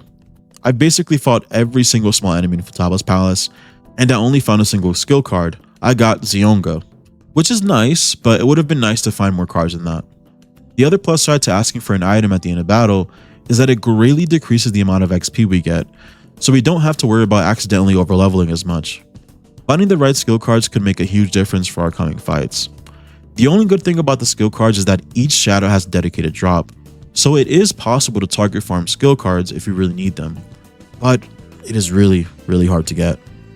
I can't stress enough how rare this is, and on top of that, they don't really provide any super useful skill cards, so any passive like At Pupil, Crit Boost, or Gun Amp, any skills that are super useful for us typically aren't dropped by random shadows. The only way to get the best passives in the game is through itemizing certain personas, and most of the time you have to itemize a DLC persona, which is totally banned for this run. So even though the skill cards will kind of help us round out our personas and we can start making some builds, it honestly doesn't really increase our power much. It's just nice to have. One of my biggest worries for this palace was Mott, but he's weak to wind and is also susceptible to ailments, so between just inflicting Forget on him and constantly using Garu, we're able to defeat him before he causes any trouble for us. Aliat was the other boss that I was very worried about in this palace. He's this palace's Will Street Guardian. I came up with a decent plan for Aliat though. I ended up bringing along An, Morgana, and Makoto. Aliat can use Bufudyne, but I gave An the Brush of Vanity to nullify her weakness. He's weak to fire, so An will be the main one doing damage to him. Makoto and Morgana can follow up with a technical if he gets burned. On top of that, Makoto actually has a passive trait that increases the chance of burn, shock, and freeze being inflicted on enemies, so you'll see me bring her in for this combo very often. I'll typically pair her with Ryuji or Yusuke against bosses or mini-bosses that can be frozen, shocked, or burned. She really does come in clutch this entire run. We bring her in for team comps where you might see her and think it doesn't really make much sense to have her there, but like 90% of the time, it's for the passive. That 25% boost she provides to inflict ailments really helps. Especially in a run like this where if you get bad RNG and you don't end up shocking someone when you need to shock them, they can usually follow up and wipe a party member right after. So she's been absolutely crucial for a lot of these fights. Just like the rest of the palace, this palace's ruler is probably the easiest boss in this entire game. Her gimmick is that she stays up in the air most of the time and can only be hurt by long range attacks, so gun damage and magic attacks. However, she does have a 5x weakness to physical and gun attacks. It's not a real weakness, but she does take increased damage, so gun is the most efficient way to damage her. Thankfully, we have Shikioji who has double shot, so he'll be the main one doing damage for this entire fight. The biggest worries here first is Wing Blast, which can inflict everyone with dizziness. For that reason, we brought Makoto. She has Energy Shower and can heal the whole party. Wakaba also has a slam that even if you guard, can completely one-shot the entire team while merciless. So it's important to always use Tarund on her and Maruko Kaja during the first phase, because that slam alone will wipe the entire party. Our Shisa knows Tarunda due to how we fuse them, and Makoto's level is not high enough for Maruko Kaja yet, but we gave the Ring of Gluttony to Morgana. It teaches Morgana Vault Guardian. It's just a different version of Maruko Kaja. A few turns into the first phase, Futaba overcomes some inner turmoil and will join the fight. He'll awaken to her persona and pretty much carry us throughout the rest of the battle. We have the option to send someone to use the Ballista.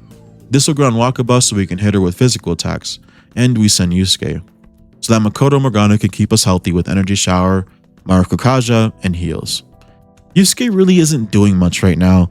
We brought him along for 3 reasons. He can do decent physical damage when Wakaba is grounded, plus Ryuji is weak to wind, so Yusuke was really the only option. He also has counter, which can provide some extra chip damage towards Wakaba since most of her attacks are physical attacks. And lastly, Yusuke's passive trait slightly increases everyone's evasion against physical attacks, so most of his value just comes from him just existing in the party. But the rest of the fight goes pretty well.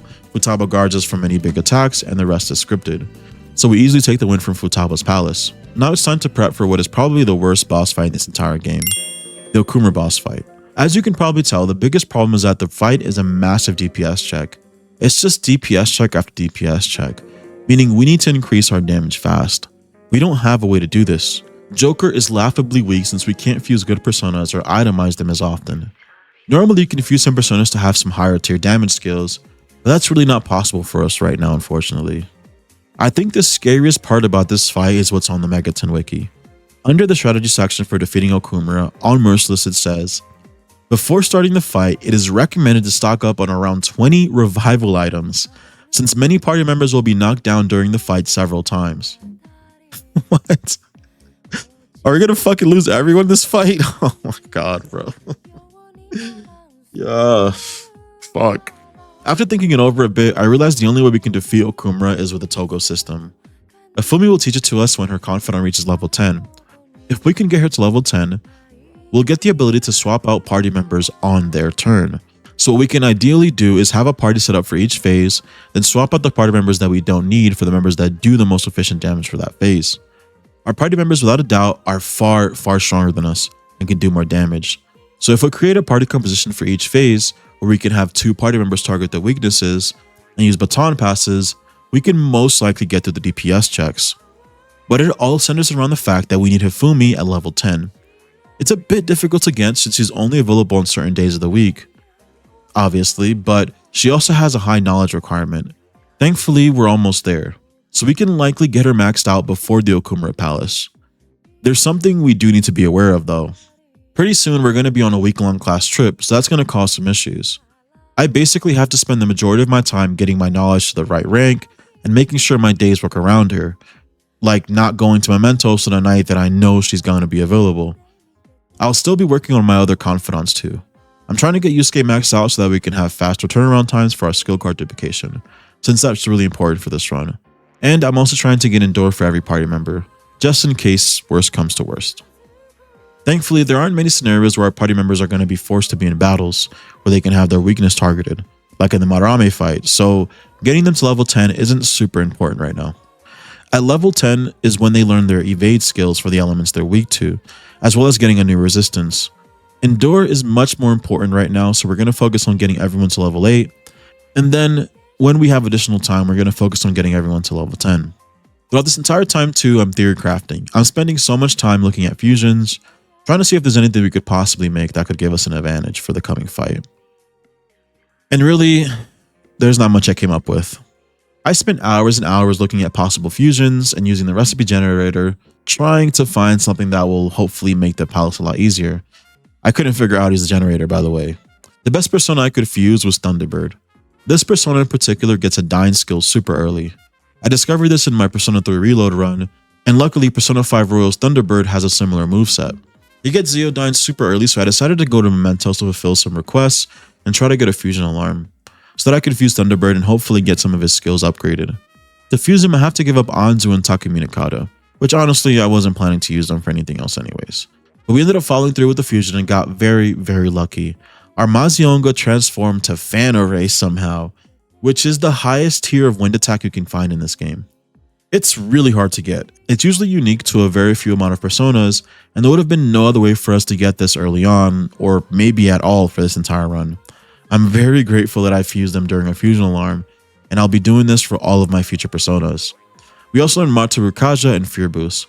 Matsurukaja is great, but Fear Boost isn't really needed, so we'll probably be replacing it later on. When we go to the palace, I'll make sure to make Thunderbird our most used persona so that I can level him up to get Zeodyne. It might be a bit difficult to do, but I'm going to try my best to get Zeodyne before we finish the palace. The fusion alarm wasn't over though, and I have some low level personas that I have no use of right now. So I decided to just roll the dice and fuse them together to get something random. If you're not aware, once you've used some of the services in the Velvet Room, during a fusion alarm, the next fusion is guaranteed to be an accident, which will usually result in you getting a random persona. We ended up getting a Matador, which has a terrible move list, and I don't really see much use out of it, so we didn't get very lucky, but maybe we can fuse him into something else later on. You can really tell I'm just kind of grasping at straws to see if I can make anything that will remotely give us an advantage for the Okumura fight, because it is going to be bad if I don't figure it out soon. A few days later, I went back to Mementos to get our next encounter in the Mementos section that's tied to Futaba's palace, and from it, we got an Isis. I got another fusion alarm, so I took some of my lower level personas that really weren't benefiting me at all, and I fused them together to make a golden persona. If you fuse the golden persona with another persona, you're guaranteed to get a fusion accident, and there are some move lists that are set that you can get from this. A lot of them are not very good, but they do give you some passives that you can use to pass on to other personas. Since I'm not using these personas anyways, and they're kind of just taking up space, I decided to mix my golden persona with my Matador, and hopefully get something of value. Matador's build kind of sucks right now. And from it, we got a Kumbanda with a ton of higher tier magic skills. This is huge for us. He got Agadyne and Garudyne. This doesn't really benefit us much since our Thunderbird already has Phanta Ray, which is a lot stronger, but Agadyne is definitely something we needed. This means we already have 3 elements that we can target during the Okumura fight effectively. And by that I mean we can actually do some damage. Before this I had Miragi and Zio, but that's definitely not going to be enough for Okumura. 3 elements doesn't seem like a lot, but having 3 elements I can use effectively is much better than 0. Between this and our party members, I feel confident that we should be able to get through Okumura. And on September 28th, we finally maxed Fumi's Confidant. And on October 1st, we went to the Okumura Palace and picked up our first encounter. And we got Arahabaki. Oh my god, bro. Oh, hell no, man. What the fuck, man? Man, fuck this guy. But he does repel physical and gun damage, so he could be really useful later on. The bosses in Okumura's Palace really aren't difficult. They're basically just a baton pass tutorial, and it's setting out sub to be ready for the Okumura fight. We're learning all of these bots' weaknesses so that we can target them during the actual boss fight. It looks like we're doing some decent damage to the bot, so maybe there's some hope for us for the Okumura fight. Though the actual Okumura bots have much more health. I think their health pool is like 1500 each or something close to that. As we level up in the palace, we'll start getting access to the higher tier magic skills for most of our companions. Not all of them, but some of them will get it. With all the bosses in this palace being pretty much the same, we're able to steamroll the palace as long as we bring the right party members along for each fight. We hit our level cap and secured the treasure pretty quickly. Then we started to prep some more for the Okumura fight. The Okumura fight is unique because this entire run, for most of the boss fights, we've been trying to figure out how we're going to survive throughout the fights, like in the Madarame fight and the Kaneshiro fight, where we're trying to survive the sleep and the technicals and how to figure out how to navigate that. But the Okumura fight doesn't actually pose a real danger for us until the last phase. The first few phases aren't really a problem as far as losing party members, unless we don't pass the DPS checks. If we fail the DPS checks, Okumura can order one of his robots to self-destruct, and it'll most likely kill a party member, if not everyone. So the real way to stay alive here is to ensure we kill everyone very quickly. For the first time in this run, we're being forced to play completely offensively, and prepping for this has been a lot harder than prepping for the other bosses. Honestly, most of the prep was actually already done when we fused Thunderbird and Kumbanda, and between Futaba's palace and Okumura's palace, we did max out everyone's baton pass ranks, and I'm pretty sure we got close to max technical rank. This increases our damage dramatically, and the last piece we need is to get our accessories right. In Kichijoji, right next to the darts and billiards place, there's an accessory shop that sells accessories that have amp abilities, and they have amp for every single element. So all our party members are going to have the accessories equipped, while Joker will have the SP Adhesive 3. Since Joker's going to be targeting a bunch of different weaknesses, it doesn't really make sense to give him a single accessory. Plus, he has a Phanta Ray and Tier 3 dying skills, which are very heavy on SP. So the SP Adhesive should help us deal with that high SP cost. Then the very last thing we need, which is probably the most time consuming, was creating the ideal party lineup. I took a look at every single wave's weaknesses and rounded out my party so that every wave I have the right teammates to target those weaknesses. Here are my notes in each wave and the party members I'll bring along. I know it's probably hard to read and it's a mess because stuff in my head is usually a mess, but the gist of it is the weaknesses aren't the only things to consider. There's also the robot's movesets that can be very problematic for us. We do get 2 turns to defeat the enemies, but if we don't defeat them on the first turn, they get to act. And this is a problem, like in Wave 3. They can target our weaknesses. They can use every single element. In Wave 4, they can also inflict hunger on us, which causes us to do little to no damage. If we don't do enough damage, we can't progress the wave, and we most likely will die and reset. It did take a very long time to get the ideal party lineup set up, as well as the right personas I'll be using on Joker to prep for this fight. But with all that out of the way, the prep is pretty much done. Let's just go right into the fight. In the first wave, they're weak to wind and fire. They can use gun and physical attacks, so we brought Morgana and An to target their weaknesses. We brought Yusuke to increase our physical evasion, and in the following turn, they'll be weak to Psychic and Ice. So Yusuke will already be here, and we just have to swap out An for Haru. This is when you start to see me use a strat that looks a little weird. It doesn't make sense at first, but let me explain it. If you use an AoE attack, you can hit every enemy once, and then baton pass, and the next person can hit every enemy once as well. That means each robot gets hit once by Yusuke and once by Haru. What I do instead is I start off with single target skills. You can actually hit 3 of the robots 3 times in total this way instead of just twice. I hit the first 3 with the Bafula, and then on my last one more, I hit them all with Mabufu. After that, we baton pass for another AoE attack. Every robot will get attacked 3 times except for the last robot who will only get attacked twice. Here, everyone got wiped, but you'll notice down the line there'll usually be 1 straggler left because of this. For the next turn, we swap Morgana for Yuji and wipe them out with 2 Maziongas. As much as I want to use buffs, Okumura actually has Dekaja, so the amount of value we'll get from this is very minimal since he tends to wipe out your buffs pretty consistently. We bring Morgana back for the next phase and we wipe them all out. We honestly didn't need Morgana for this phase because Phanta Ray hits very hard, but we brought him out to set us up for the following turn. This phase is the most dangerous phase because of the hungry element, and because this is the only phase where we don't have 2 party members that can target the enemy's weakness. This phase they're weak to Sai and Curse. None of our party members can use Curse, except for Akechi, which you don't get till much later. I do have Seo on Shikioji, but the only person that got hit with Hunger was Joker. So after Haru targets their weaknesses, we baton pass to Yusuke instead, in hopes that the baton passing it to him will trigger Harrison recovery. This will allow him to clear Joker's Hunger ailment, and luckily, it worked. I had Yusuke hit everyone with Mabufu in hopes that we could freeze one of them and follow up with a technical. Joker followed up with double shot, and I had Morgana heal up the team since the enemy's going to act this coming turn. Yusuke got another freeze and we used more of our psychic skills, but these bots are very tanky and they ended up getting away from us, so we have to redo this phase again.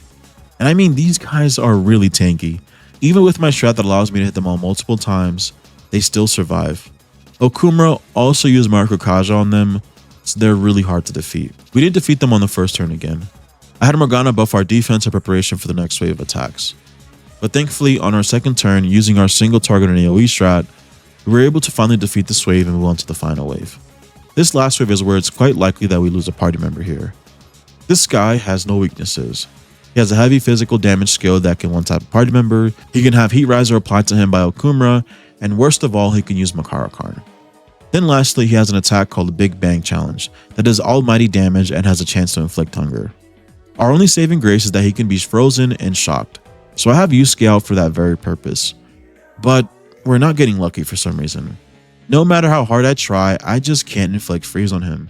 So I had Morgana use Vault Guardian on us one last time to buff our defense and swap them out for Makoto. Makoto doesn't have a way to buff our defense or anything that's super useful in this fight, except for her passive.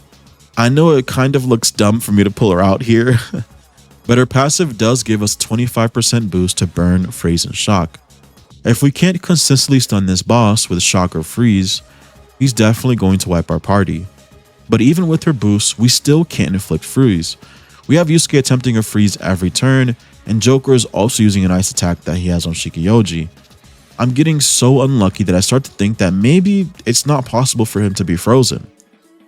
And I know for sure he can be frozen, I've done it multiple times, but for some reason it just wasn't happening here. I started to panic and decided to swap out Haru out for Ryuji, and I tried to go for shock instead. This is a bit risky since Okumura will typically focus Haru this phase. She makes it easy to predict his moves, and with her gone, it's going to be harder. But if we never get a shock or freeze on him, he's going to eventually wipe our whole party. Between Ryuji, Joker, and Yusuke, we should be able to get something off, and we finally do. Ryuji inflicts shock on his first turn. We ended up swapping out Yusuke out for An because we really needed Tarunda. The boss is going to use the Big Bang Challenge attack soon, and without Tarunda, it's very likely that we'll die here, even if we guard it. He does start to wind up for his Big Bang Challenge attack, but he's already really low, so instead of guarding, I went for a really dumb play and just started to attack him to try and defeat him before he pops his attack. Which, mind you, will wipe our party. I'm really not the smartest sometimes, but we got lucky and we killed him. This is usually where you'll see this fight end if you watch other challenge runs, but there's actually one more fight after this, a robot version of Haru. She's not particularly dangerous and can't really do anything to us. She just attacks until she self-destruct. And on Merciless, it's actually possible to lose your party members to this. So I did have to swap out one of my members for Morgana at the last second to make sure that we all have our defense buffed up and her attack lowered so everyone makes it out alive. The King of Ithaca, a nickname for Odysseus, who's known for being one of the physically weakest Greek heroes, but he made up for it with his wits and grit. Chapter 7. No More What Ifs. After the Okumura Palace, I was finally able to start working on Futaba's Confidant. Futaba's Confidant is so good, but the ability I want the most is Final Guard. It can trigger once per battle, and the way it works is if a party member is going to die, she'll block the attack for everyone that's affected by the attack, and it doesn't trigger until after Endure's use. Some of our party members have the Endure passive at this point, so they can withstand a lethal attack. Then with Final Guard, they'll be able to survive an attack twice in a row. But we do have to be careful with longer fights, because it's hard to keep track of whose Endure is triggered and who hasn't. I really wish I would have started Futaba's Confidant earlier.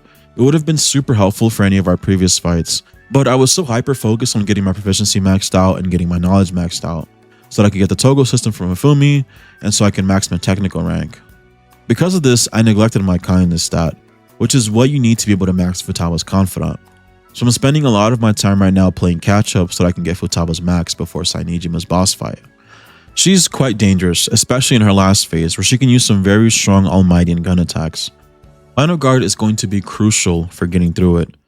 But because of my poor time management, I unfortunately couldn't get Final Guard before her boss fight. I do have Endure, however, on most of my party members, so they should be able to withstand an attack if worse comes to worse. In this palace, we do get access to Akechi, so I start to progress this Confidant, and I got to the point where he challenges you to a duel, and he completely just wiped the floor with me. Thankfully, you can't actually die here, he just leaves you at 1 HP and says come back to me when you're ready. I'm definitely not strong enough to defeat him yet, so getting his level 8 Confidant is gonna have to wait. I did get his Confidant past level 4 though, and at level 4 you can get access to Jazz Club.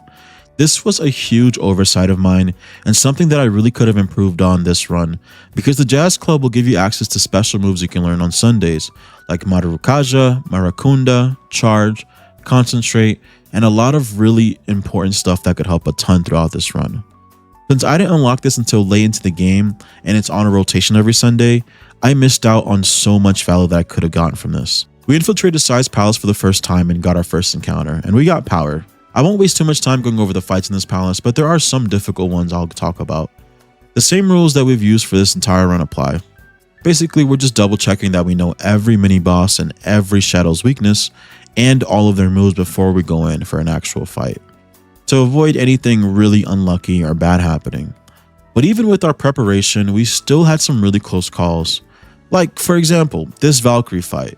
I looked at her move list before the fight and thought I was pretty safe, but I neglected to look at her passives, and she actually has high counter, and because of that, I nearly got Makoto killed. Well, I did get her killed, but Endure triggered and she was able to stay up. Most of the guides that I look at for palaces don't really go over the passives that enemies have, but I really should just be double checking and cross-referencing with the actual persona's innate skills to make sure that that doesn't happen again.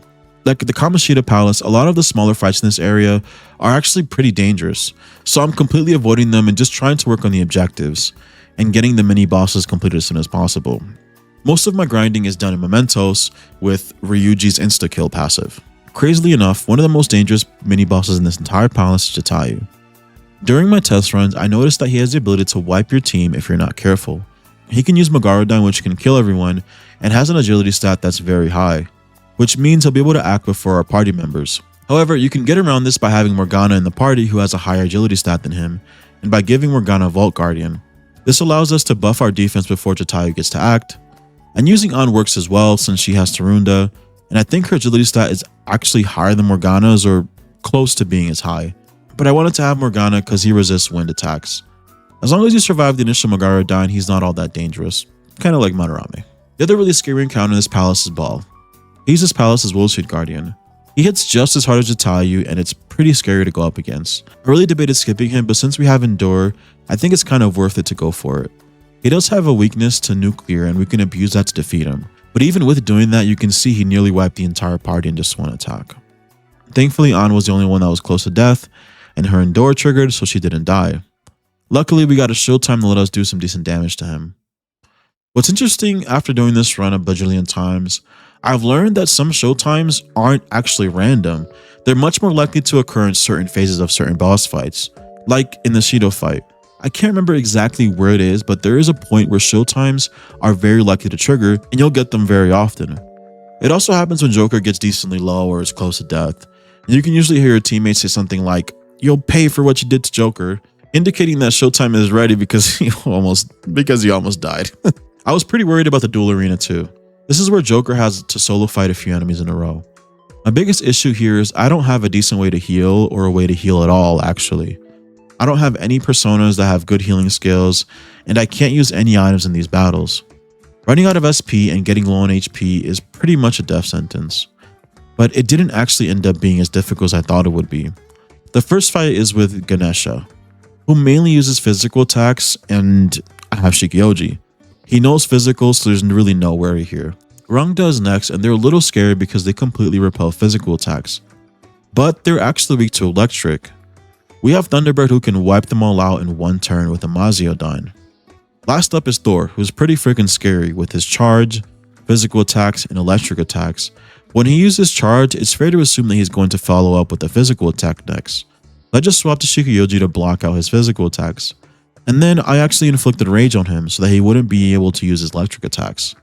With rage and Shikioji, I can pretty much never die here. The initial plan was to bring out Thunderbird and swap out to Thunderbird since he can drain electric, but the issue with that is that it's kind of hard to guess what Thor's next move is, so rage was the way to go. And after rage, we followed up with technical and completely destroyed him. After securing the treasure, we went back to Mementos to get our encounter from the Mementos section tied to the Okumura Palace, and we ended up getting a Decaravia. After my encounter, I searched and searched for personas that I could fuse, or any persona that I could itemize to get any advantage I could for the fight. I just couldn't find anything no matter how hard I tried. I couldn't find a fusion or persona that would make things easier or help us get the win, unfortunately. And That's just how it works sometimes. You get lucky sometimes it's an answer you can find, but other times, no matter how hard you try, you can't find what you're looking for. And that's okay. We'll just have to work with what we have. A big gripe I have with Persona 5 Royal over the original Persona 5 is that they made all the important passives and skills you can obtain through itemization locked all behind DLC personas.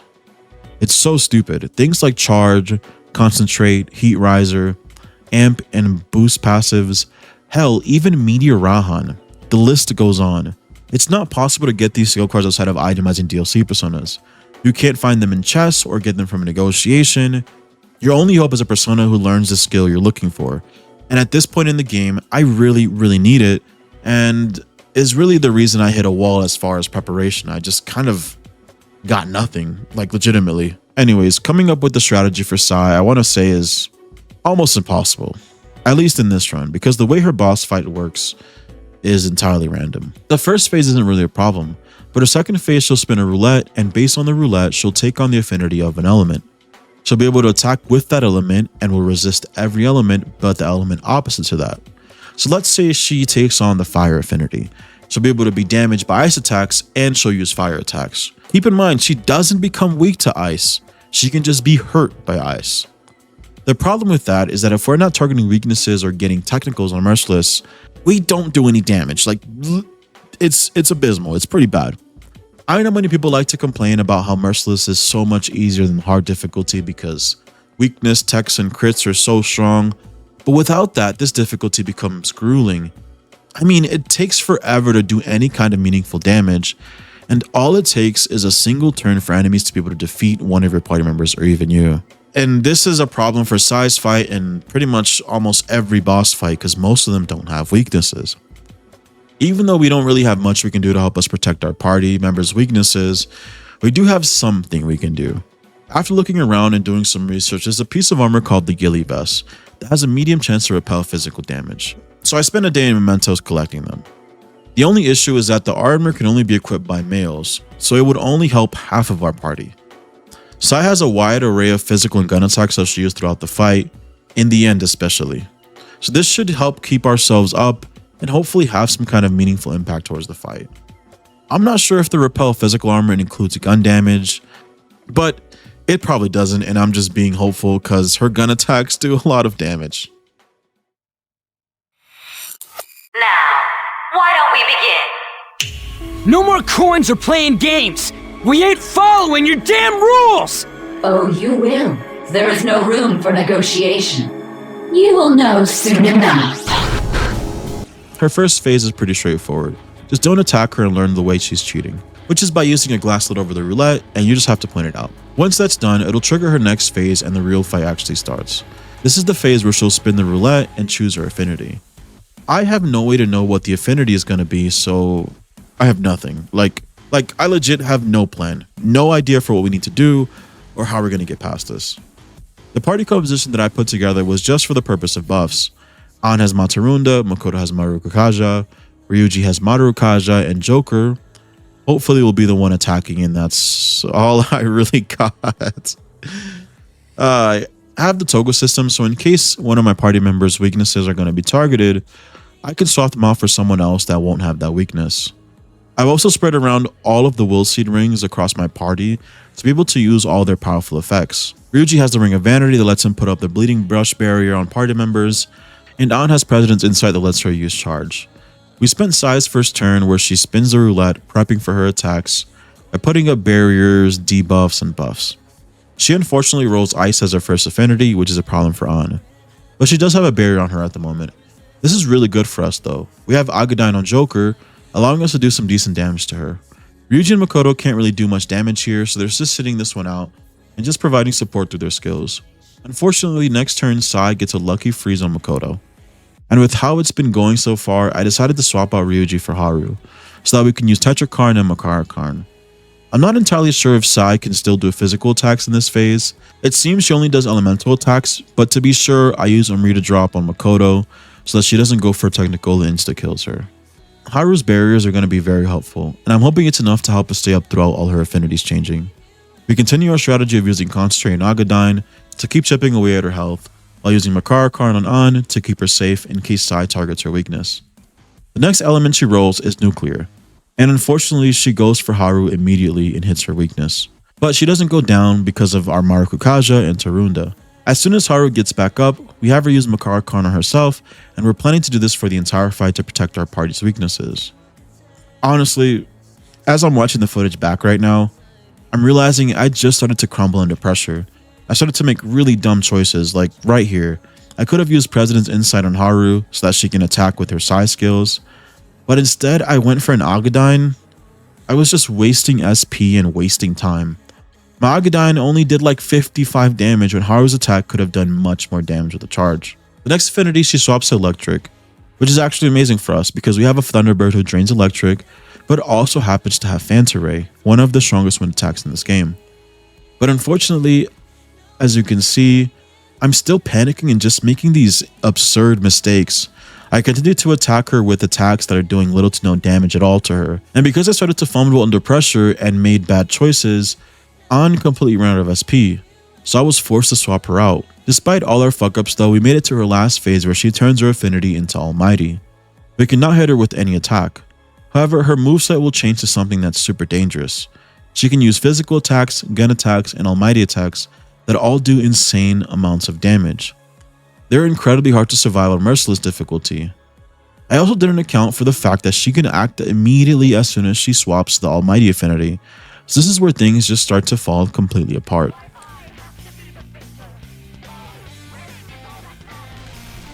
Yikes. Oh.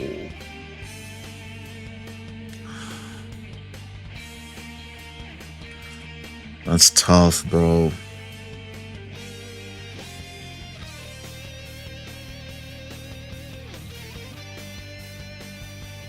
That's really tough because we don't have Tarunda anymore. We don't have Tarunda at all. Oh, we do on Shisa. Oh. This is rough. I started scrambling. I started playing defensive and just trying to make sure everyone stayed up. I was hoping we would recover enough HP so that we can go on the offensive again. But everyone's low and I have no idea what to do. Meteorama doesn't do enough heals to get everyone back up to full. Ryuji and Makoto's Endure have triggers so they're not safe anymore. And Haru is dead, so I can't use Tetra Karn to reflect Sai's attacks back at her. All I could think of was to pull out my other party members that still have Endure. The only silver lining we have is that Yusuke hasn't been out yet. Yusuke has a high evasion rate and can help boost our team's evasion to hopefully ensure that we can live long enough to heal up. And this mostly works. We get pretty lucky except for the fact that she just chooses to target Makoto and completely one-taps her. Oh. Makoto is gone too.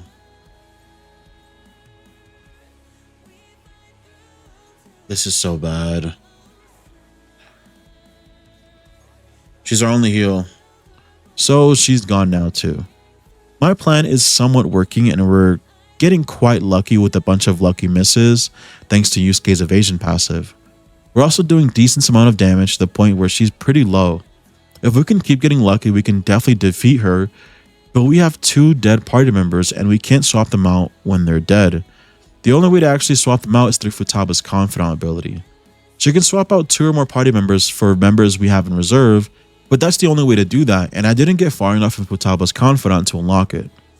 Regardless, somehow, someway, Yusuke and I are still getting super lucky in surviving her attacks. Every time an attack misses, we get more opportunities to attack and it increases our chances of defeating her. But eventually our luck has to run out, and it ran out a little too soon. Okay. Persona! Ravage now! Persona! Prepare yourself. I just need to win. Die, die, die! Oh my god. Persona!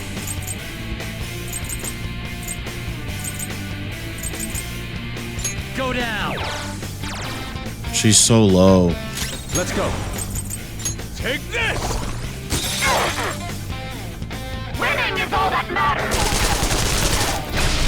Dodge it. Repel it. Oh. Oh no.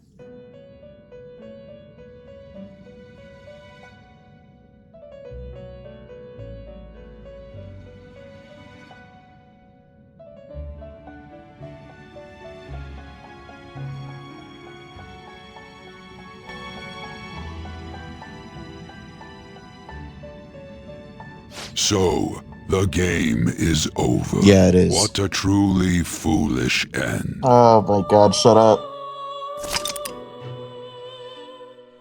Oh shit, that was so bad.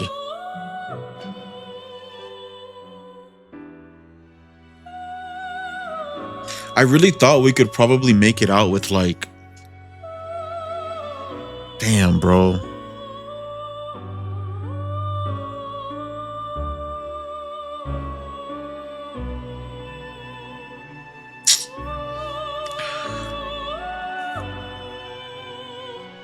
The biggest mistake I just made, I just died because the mistake that I fucking made was doing mementos too early. I fucking fumbled because I needed to go and get Futava's social rank maxed. Oh my lord. Fuck. So now you've seen the clips, and you might have seen me ramble a bit about mementos and Futaba, and then it's the whole reason I lost. Looking back now, that's only part of the reason. Actually, the biggest reason was that I was panicking, and I didn't have a great plan, or really a plan at all going into Sainijima's fight. And it was clear, you can see by the way I just started to fall apart and make bad choices. I completely got rolled. I mean, we lost nearly everyone, and then eventually Joker died. But let me elaborate on what I was complaining about here at the end of the fight. I went to mementos decently early in the month, and I started to stack up a bunch of requests I needed to complete, like Shinya's requests, Chihaya's requests, Kawakami's requests, and because I didn't have enough kindness yet, I hadn't progressed Futaba's confidence to the point where I got her request. After that, I went into the palace, got the calling card, and I decided I wanted to progress Futaba's confidant after I secured the treasure. But I had already hit my level cap, and I got very close to the next level. I hit level 53, and I was just a little bit of XP away from level 54. The reason I was up so high is because of the solo fights in the duel arena. This made Joker's level way higher than everyone else's, so I was scrambling to get everyone's level closer to his. I got as close as I could to level 54 so that I could get everyone else's level near the level cap. Even then, they still didn't all hit the level cap. But because I was so close to level 54, even fighting a small random enemy would have thrown me over the level cap, which means I couldn't go back to mementos to complete Futaba's level 7 confidant request, and couldn't get her last 3 levels and abilities. This includes the ability to swap all the party members in your team that are dead in Final Guard. That completely negates deadly attack. It's such a small mistake, and it's crazy how huge of a difference it would have made in this fight. It's so upsetting that I made this mistake. I was so fucking mad because if we had Futaba's abilities, we 100% would have beat Sai. Final Guard might have triggered earlier, and no one would have died. We could have swapped out those last few party members. We had 2 or 3 party members that were still healthy. We would have definitely defeated her. But it's not how it worked out, unfortunately, and we lost. That's the reality. I can go back and forth forever with the what ifs. What if I did this? What if I did that? But at the end of the day, it doesn't change the fact that we wiped here. I'm so tempted to just continue on with this save file since we are so close to the end. It's taken me months to even get this far. I spent 3 months prepping for this run, and now it's been about 2 months of me actually attempting the run. 5 months in total, and I still can't complete this run.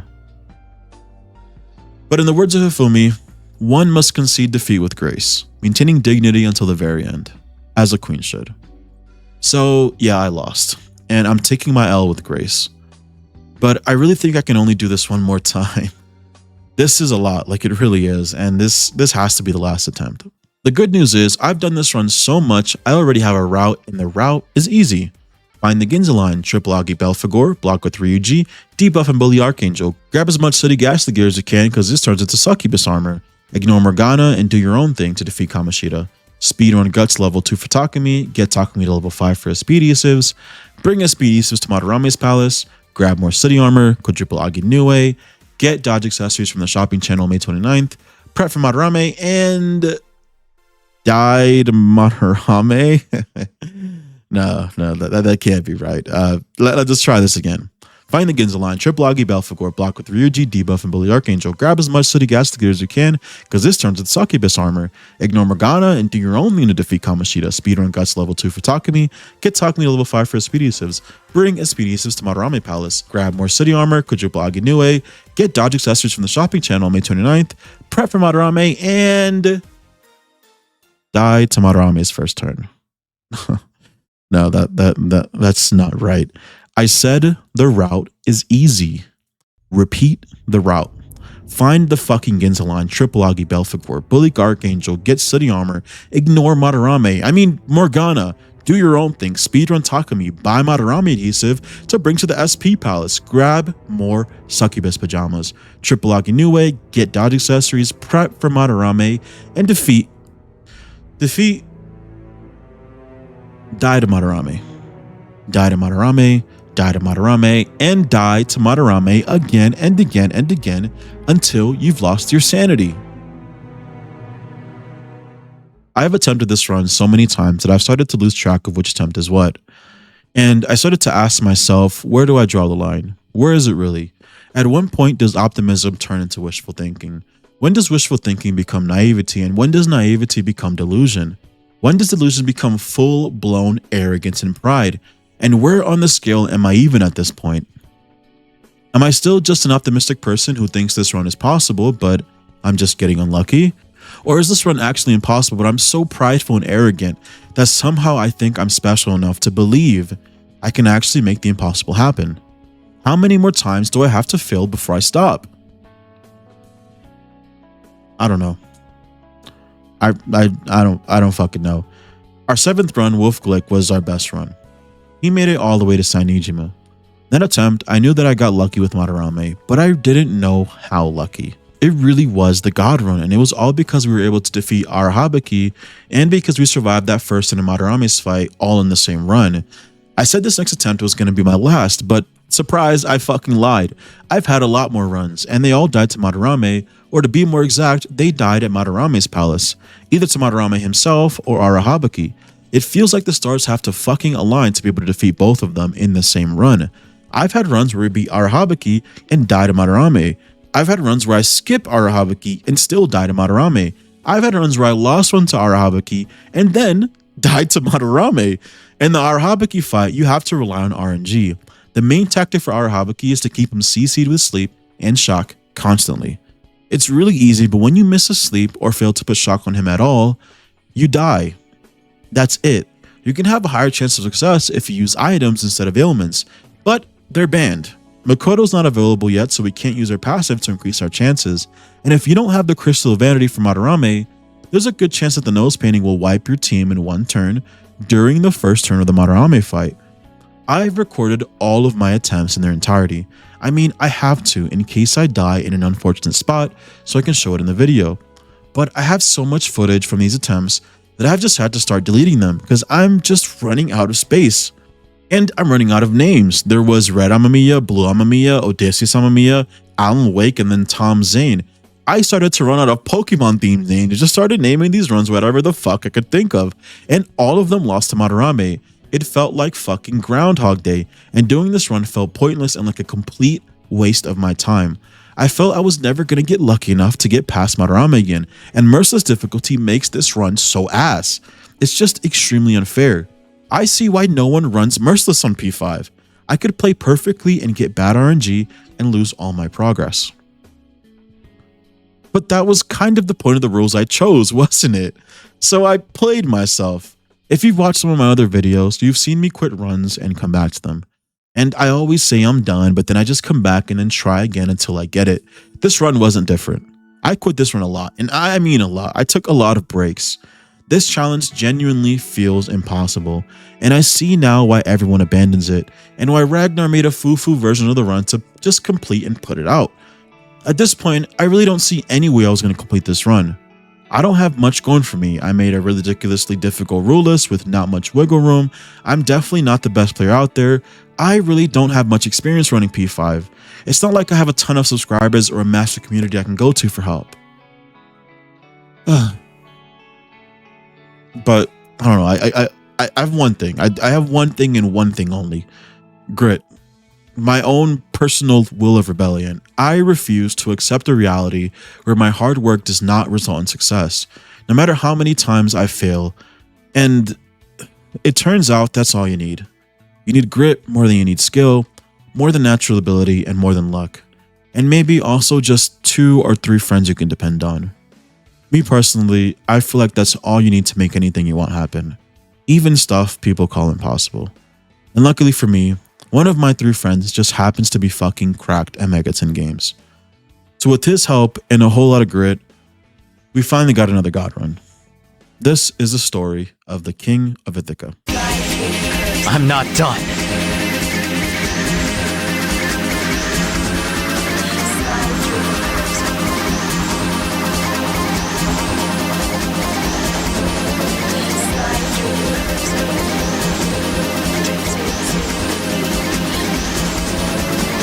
Joker, don't lose focus.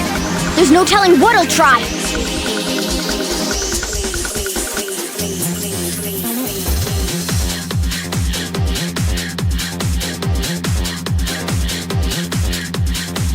There. Oh my god. No fucking way. Oh, it's slow for you now, you dirty little fuck.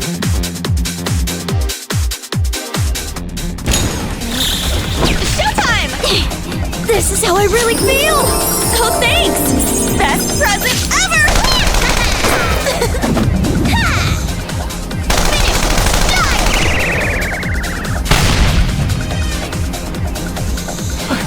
I can't!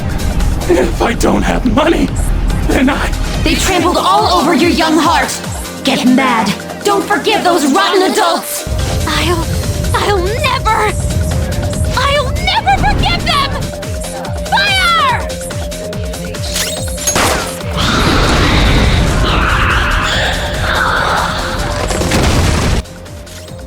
Oh my god. I hope this is enough.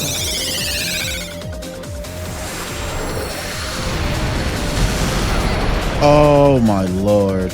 Good fucking lord. He's gonna do it back to back? Fucking hell, bro. I don't think we survive another one of those, guys. Okay. We have to kill him. We don't survive this. Oh my god. Thank god. Oh, we're so back. We are so fucking back. Holy shit. Chapter 8. When the Stars Align. So let's talk about what makes this the second God run. I know I blame my loss on not maxing Futaba's Confidant before Sai, but as I got deeper into my runs, there were clearly a lot of problems with how I went about this. And the more I played, the more I learned. Everything I learned in my test runs before actually starting these runs and all these past failures has taught me so much. I think we're either on attempt 12 or 13, I'm not even sure anymore. But I've come to realize all the problems with my previous runs and what I can do to fix them. Crazily enough, the biggest mistake that I made in my past runs all revolved around time management. It wasn't my strats, it wasn't how I was going into my battles, it was actually how poorly I was managing my time. If you remember, early into this run, I told you that I was using a spreadsheet to be able to have the ideal schedule. It's made for you to 100% this game in one run. I eventually stopped using it, and that completely screwed me over. Because for me, to keep using it, I would have had to modify it. You see, I need certain things earlier than other people might need in their runs. For example, I need Endure for my party members as early as possible, and I need Hifumi maxed out before Okumura. So I stopped using the 100% guide completely around the end of Futaba's Palace, because I felt like I had most of the stats I needed and just kind of started doing my own thing as far as how I managed my time. I was pretty much freeballing it. Because of that, I started missing out on some of the smaller things and really important things like the Ojiros that you can get on Sunday that give you the small stat boosts, like giving your plant vitamins consistently on the correct dates to get your kindness up, and crossword puzzles. It seems like these things aren't really a big deal, and I thought that, but because I neglected the guide, I didn't get the kindness level I needed to be able to get Futaba's Confidant maxed early on. And you know how Sai went without Futaba. I know something like giving your plant vitamins sounds super small and like I'm nitpicking and it doesn't matter, but it made a huge difference during my current run, the King of Ithaca. I started to optimize my time better. I was using the same 100% guide that I was using before so that I could still catch all of those little things I need to do for my run. Like the ideal days that I need to give nutrients to plants and the days I have crosswords and stuff like that, while also swapping out some of the confidants they have listed in the guide for confidants that I actually need. This took a lot of effort and was something I thought about doing earlier, but I didn't want to because the time management in this game is actually pretty confusing to me and convoluted. There's certain days people are available, certain days people aren't available, and some people have a cooldown between their hangouts. Sometimes there's certain conditions that have to be met. There's so many activities you can do, and some of them are more efficient than others. Mind you, I'm coming from running Persona 3 Reload, which has like 4 things you can do in total. You can go into 3 different places for the 3 stats you have, and it's much simpler learning the time management in that game. This game was really intimidating for me, and it wasn't something that I did early on, but I did modify the 100% guide now to fit this run, so I could have the best chance of getting through this, and I followed it to a T in my current run. After dying to Sai, I looked at the 100% guide and saw that they had a lot of confidants maxed out that I didn't have maxed out yet, that I should have had maxed out. So I knew then that I needed to modify the guide and make my own ideal route. It's easy to blame my bad time management on the fact that I can't have certain personas early on to get the confidant bonuses. But if you get Chihaya and Kawakami maxed out early enough, you can completely bypass this issue and still get almost everyone maxed out before the end of the game. The problem with my past run, Wolf Glick, was that I started Kawakami's Confidant, but I didn't speak with her in the school to officially start her Confidant. I waited too long so the summer vacation hit and I couldn't start her Confidant until the whole 2-3 months went by. I didn't have access to her services to be able to maximize my time efficiently. I also waited way too long to max Chihaya. She was one of the last Confidants I maxed. I just personally don't really enjoy her Confidant. But if I had maxed her earlier, I could have maxed out all the other confidants a lot sooner. I also didn't take into account the fact that during some palaces, after you secure the treasure, your party won't want to hang out with you until you actually complete the boss battle. And that screwed me over very often. Because here's the order I was doing things before. I started off by going to Mementos to get my first encounter from the previous palace. Next, I would progress social links that I think are absolutely necessary for the palace, like Hifumi's Confidant. Then I'd prep a little bit before the palace, go into the palace, secure the treasure, and then try to prep for the actual boss fight. This works most of the time, and at the time, this was necessary. I was taking things little by little so I wouldn't get overwhelmed planning for the boss and the palace at the same time. But what ended up happening was sometimes after I secured the treasure, I wouldn't be able to progress confidants that I realized I would need for the boss fights. After you secure the treasure, some party members will just straight up not hang out with you, like Futaba and everyone on the Phantom Thieves team. This small mistake destroyed my time management, and it was incredibly inefficient. I wasn't able to get the necessary confidant to progress like Futaba for Sai's palace. Again, I know it feels like I'm being nitpicky about the run and the mistakes that I made, but these small changes are what made this new run possible. Needless to say, I made some small changes that made a huge difference in how this most recent run went. First, and the most obvious thing, is I absolutely got the time management down and got so many confidants maxed early. This gave us some huge advantages. For example, Ryuji can actually get Endure decently early. If done right, you can get him maxed out before fighting Madarame, and you can do this consistently since you're forced to fuse Agathion in a tutorial, who's a chariot persona. Getting Endure on Ryuji before Madarame makes that one less person you have to worry about during the first phase of his fight. Ryuji and Joker can't down the first turn if Joker has Shisa, which means you can give the Brush of Vanity to Yusuke and then give the hide passive accessory to An. And now you have a composition where no one can actually die there, all because I'm able to get Endure on Ryuji earlier than I thought I could, fixing one of my biggest problems with the run, the RNG in Madarame's first turn. These small changes also let me get Futaba maxed out before the Sai boss fight. Using my new 100% guide that I put together and consistently still doing the smaller stuff throughout the entire game made all of this possible.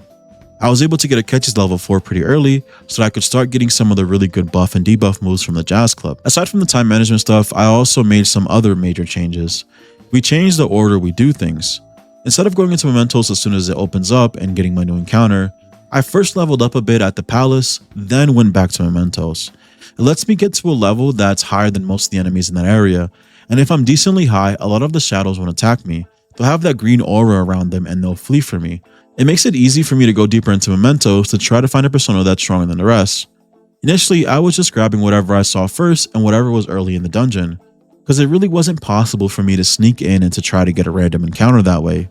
Now, I just run in until I find a shadow with a yellow aura or a blue aura, indicating to me that they're a higher level and most likely a strong persona. Of course, I still can't guarantee what personas I get. It's still entirely random, but I'm more likely to get something decent doing it this way. I started to use my negotiation strat from the very beginning, where instead of completing a fight normally, I would ask for an item at the end of the fight to make sure I have a chance of getting a skill card, and I did this for every single small fight throughout the entire run. I figured we could maybe get lucky, but as much as I did it, I still didn't get very lucky. Like I said, it's super rare, and I got a handful of skill cards here and there, and they weren't very game-changing for me. But this did give me a chance to maybe get some good RNG and something useful. Lastly, this is one of Legendary's many contributions to this run. I completely neglected treasure demons when I made this rule list. I didn't have them in mind at all. I didn't think about how they would apply to the run. And once I started to encounter them, I just kind of avoided them because I didn't know how to deal with them. After talking it over with Legendary, he did bring up the fact that treasure demons can't even be used in battle, so they shouldn't be treated as real personas and should be allowed for the run. They're mainly used for fusion materials and basically fodder to get certain skills, accessories, or even just some XP. So I did start to pick up treasure demons every chance I could. To keep the run fair, I did allow myself to pick them up, but I banned fusing them, because if I did fuse them, I'd be able to make an infinite amount of personas by fusing them together. It kind of defeats the purpose of having a limited set of random personas. So as far as how they fit into the rules, I'm allowed to use them to strengthen personas, to acquire skills, or maybe get accessories if I need it. But they are definitely off limits for actual fusion materials to create new personas. The use of the compendium is still banned, so I can't summon a treasure demon at all throughout the entire run. This puts a soft cap on how many treasure demons I encounter, limiting how often I can increase my persona stats. The treasure demons did help me strengthen personas so that I could keep my older personas up to date. Before Legendary helped me out, I was using like level 15 personas against bosses that were level 42 or 53, and it just wasn't working out. This change let me keep some of my more vital personas for longer and helped me level up their stats to be on par with the bosses I'm fighting. Granted, it didn't give me a super huge power increase because again, I wasn't using the compendium at all. All the stat increases we got were completely determined by how lucky I got with fighting treasure demons. And the last most important discovery that I made after attempting this challenge so much is that I actually don't need many personas to make this run work. It sounds crazy, but I actually only need 2 personas early on. Just 2. I need Shisa and Shikioji. And even if you don't get lucky enough to grab them, the persona fusion system is actually so robust that it's actually possible like 90% of the time to make either a Shisa or a Shikioji early on in the run with whatever personas you have. It just takes a very long time to figure out. Shikioji and almost every persona have about 70 or 80 different combinations that you can put together to fuse them. But with enough dedication and a lot of time, you can look through these combinations and fuse Shisa and Shikioji fairly consistently. I had them for most of my runs, no matter what random personas I got. With how many combinations you can make in this game, I actually think it's impossible to not find a combination. Sometimes it takes 30 minutes to find a combination with the personas you have. Sometimes you only need 2 fusions, but sometimes it's 3 or 4. But you need both of them for this run. Shisa is necessary to be able to progress the Madarame, since he's the only persona within the level cap that doesn't have a weakness to wind, elect, fire, or ice. And Shikioji you don't actually need until the Kanashiro fight, and is super useful for the Wakaba fight, but isn't required. For the Okuma fight, Joker doesn't actually need to have anything specific. You can kind of work with whatever you have, since 90% of the time your party members will be doing all of the damage, at least with the strat that I came up for it. So that's the general breakdown of why the King of Ithaca was so successful when all of my other attempts have not been. I've come up with such an airtight route and strategy, I genuinely think I can replicate this run's success indefinitely, which is fucking insane to me because this run is RNG hell, but as of right now, we're ready to fight Sai again. While I didn't have a great strategy for her last time, I have had a lot of time to come up with a new one, and this one is actually just perfect. Oh god, can you tell that I've lost my sanity? First, I decided I'm going to be using 2 different teams to tackle her boss fight. The first team, or the A team, is going to tackle her elemental phase. It consists of Joker, Akechi, Ryuji, and Morgana. After a lot more research and looking back at the footage of my fight with Sai, I realized her affinity is random, but she will only pick an affinity that someone in the current party is weak to. So if no one in the party is weak to ice, she'll never turn to the ice affinity. I figured out a way to abuse this. Akechi is weak to Bless, and he's the only one in the party who's weak to it. Magiri Makala is also weak to Bless, so if I put both of them out, there is probably a 50% chance that she'll use Bless attacks, which isn't going to be a problem for anyone in this beginning fight. Her using Bless attacks lets me swap out to almost any persona in my roster without any worry. That should give me time to set up buffs, debuffs, and everything I need before she changes her affinities again. Also, in the A team, we have Ryuji and Morgana. I decided on these two because they have opposite elements of each other. So if she picks wind or electric, the other party member could still take part in the fight safely. It's a strat I'll be using for the entire fight. I'll always pair up two party members with opposite affinities so that someone in the party can still act. I've also taught Morgana and Matarunda through the Jazz Club, so Morgana will be able to debuff her attack while he's there. The B team that will deal with her Almighty phase is comprised of An, Joker, Yusuke, and Makoto. An has Tarunda, Yusuke has Reflect, and he gives everyone a chance to evade physical attacks, so he'll be a great choice into those physical and gun attacks. Makoto will have Marukukaja and Meteorama to keep everyone up. Notice that An and Yusuke have opposite affinities again. This is because we'll bring them in before she actually phases. Again, my initial plan with Sai last time was to just have all of the males in the second phase, so they could reflect the physical attacks with the Ghillie Vest. But I think I greatly overestimated how strong the Ghillie Vest actually is. Lastly, every party member has their break skill. I've had everyone hold on to their break skills for the entire run, just in preparation for this fight. Since they're using opposite affinities, there's going to be a party member who will block her affinity, and then we can use the break skill to attack her.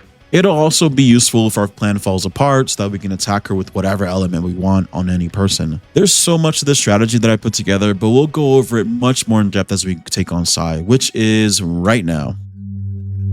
Chapter 9. Keep the Faith. After we discover how Sai is cheating, we can start the real fight. I already have Team A ready. It's time to see if my theory is right and if we can get her to roll Bless. In the meantime, it's important to note that we're going to be using Charge and Concentrate constantly throughout this. Akechi has President Insight that lets him cast Concentrate on any party member.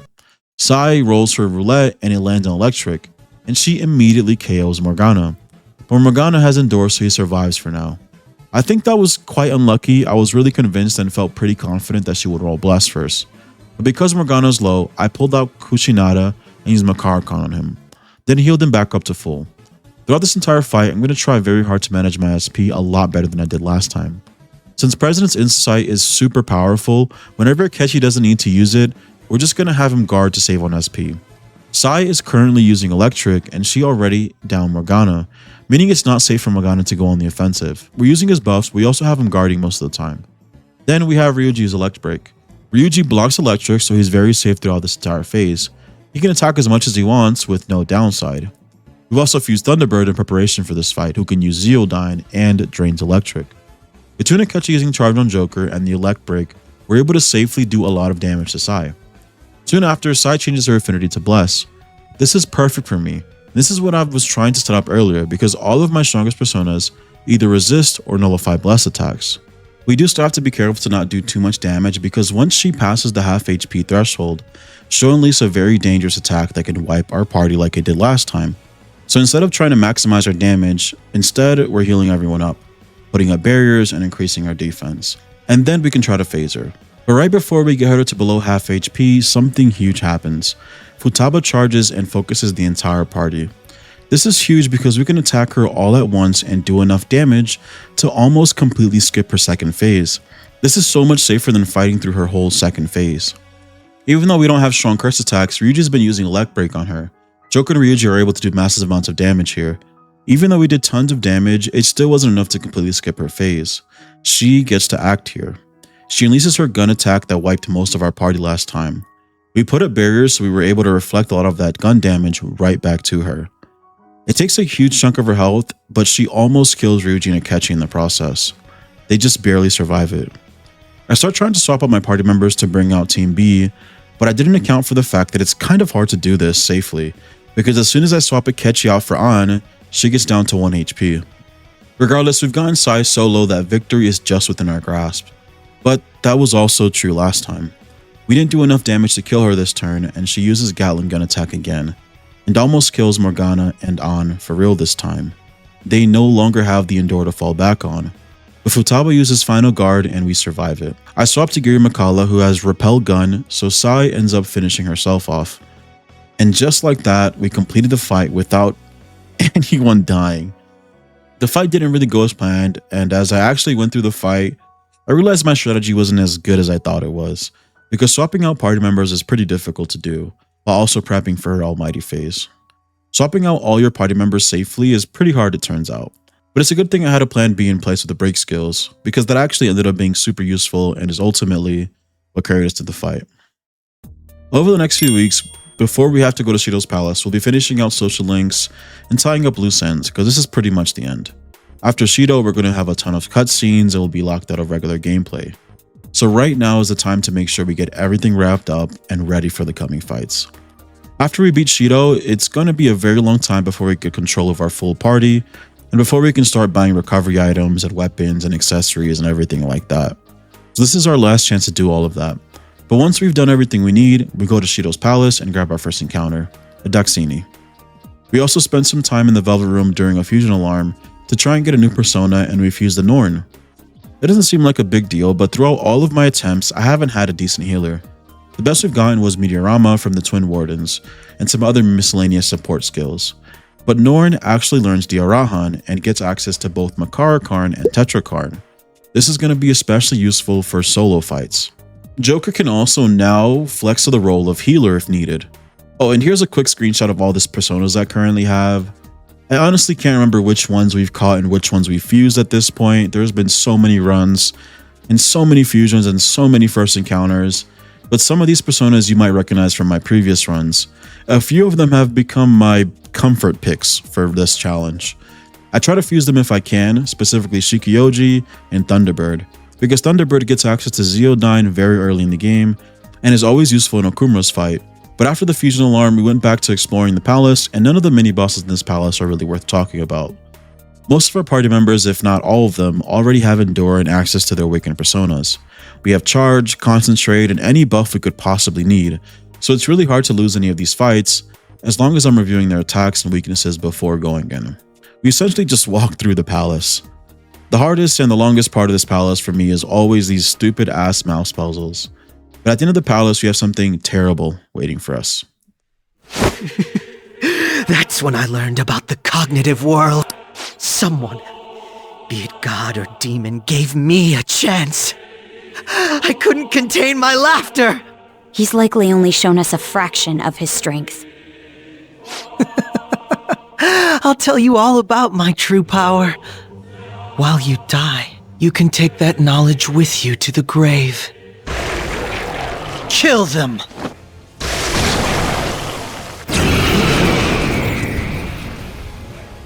Akechi is a 3-phase fight where none of our party members will recover HP or SP in between these phases.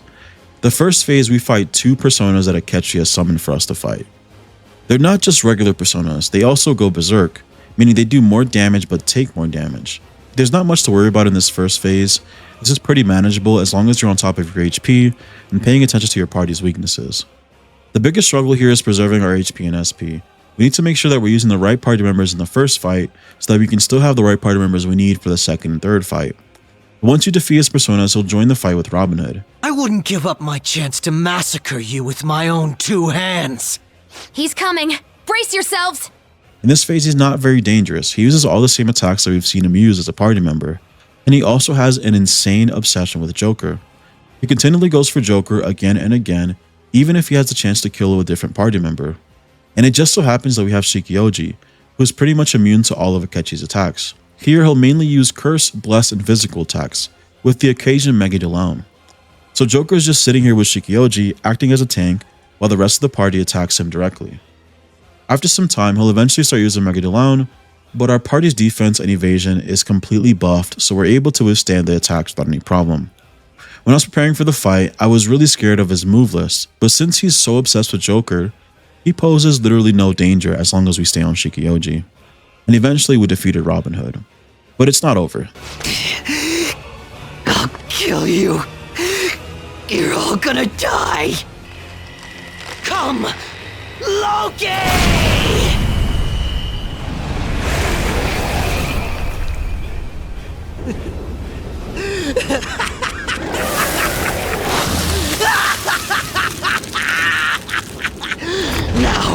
Let's see you drop dead one at a time in front of your precious friends! Die! Trash of society!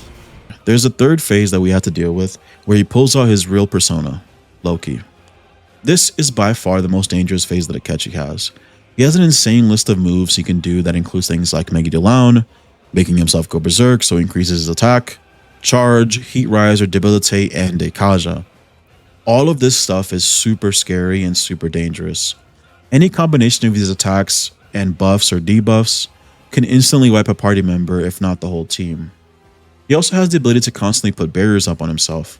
This third phase is kind of split into 3 parts, where at the beginning, above half HP, he'll use Tetrakarn on himself while dishing out his own physical attacks. Then when he's below half, he'll start to use magic attacks and use Makarakarn to protect himself from the magic attacks. Then at the last part of this phase, he'll start to mix it up and use everything. He becomes incredibly unpredictable and incredibly dangerous. I started to attack Akechi with a magic attack since he has Tetrakarn up, but as I hit him with my heaviest attacks, I noticed I was only doing like 100 damage, which in the grand scheme of things is literally nothing. He has 5000 HP and will run out of SP long before we even get close to defeating him. That's not even the most worrisome part about this fight. We don't have forever. We can't survive his attacks for very long. So realistically, we have a limited amount of turns to defeat him. After realizing that I was doing literally no damage to him, I knew I had to switch it up. I didn't expect to do this little damage to him, but I should have known better. If it wasn't clear already from my previous fights, on Merciless difficulty, if you're not hitting a critical, if you're not targeting a weakness, or hitting a technical, you do basically no damage. It's very hard to do any damage to anything throughout this entire game. On the surface, it looks like I have no options because that's what it feels like. When I was planning for this fight, I didn't expect to do such little damage to Akechi. My back was against the wall and this was going to be it. I need to figure out something now, or I'll be forced to restart this entire fucking game. I started playing defensive and putting up barriers because I want to stall for time as long as I can. And then I realized that I could easily complete this fight if I just keep using barriers. I do little to no damage and there's no way I'd be able to defeat him on my own. But I can get him to defeat himself. Considering how much damage he does, this fight should be over pretty quickly. I take Yuri Makala out to reflect most of the physical attacks, and I start using all of my turns to put a barrier. Haru naturally learns both Makarakarn and Tetrakarn, An has the Bleeding Dry Brush from Madarame's palace, and I've taught both Tetrakarn and Makarakarn to Morgana through the Jazz Club, hoping it'd be useful soon. I make sure to debuff Akechi's defense but not his attack, so that he can keep doing the massive amounts of damage he's doing, but instead of doing it to us, he's going to be doing it to himself. With the barriers, we eventually got him to his next phase, where he'll start to use magic attacks only, and I'm sure you can see where this is going. Instead of putting up Tetrakarn, we're going to put Makarakarn up on everyone. We can also use physical attacks here. We have charge and some decent physical attacks, so we're not only going to be depending on barriers to do our damage. We eventually got him super low, and this is our last turn fighting him. Joker has been relatively safe because he's immune to pretty much all of his attacks. Except for one. And I completely forgot about it. It's a heavy almighty attack, and he nearly kills Joker right before we hit the final blow on Akechi. Joker doesn't have Endure, so if Akechi would have had a slightly higher roll, or he would have had a little bit less HP, this would have been over. But thankfully that's not what happened, and we defeated him. After that we went to Mementos to grind up some levels, and try to fuse more personas with the fusion alarm. I attempted to fuse a White Rider so that I could turn him into a gun amp skill card to give to Shikioji. Shikioji knows double shot, but he doesn't really do a ton of damage. We got incredibly lucky during the fusion alarm, and one of his skills mutated to one-shot kill. I'm not sure if this is super lucky or if it's actually guaranteed, since White Rider is a gun persona, but either way, I'm very grateful for it, and I'm so glad I fused him during a fusion alarm. I fuse all my personas during an alarm for that very reason.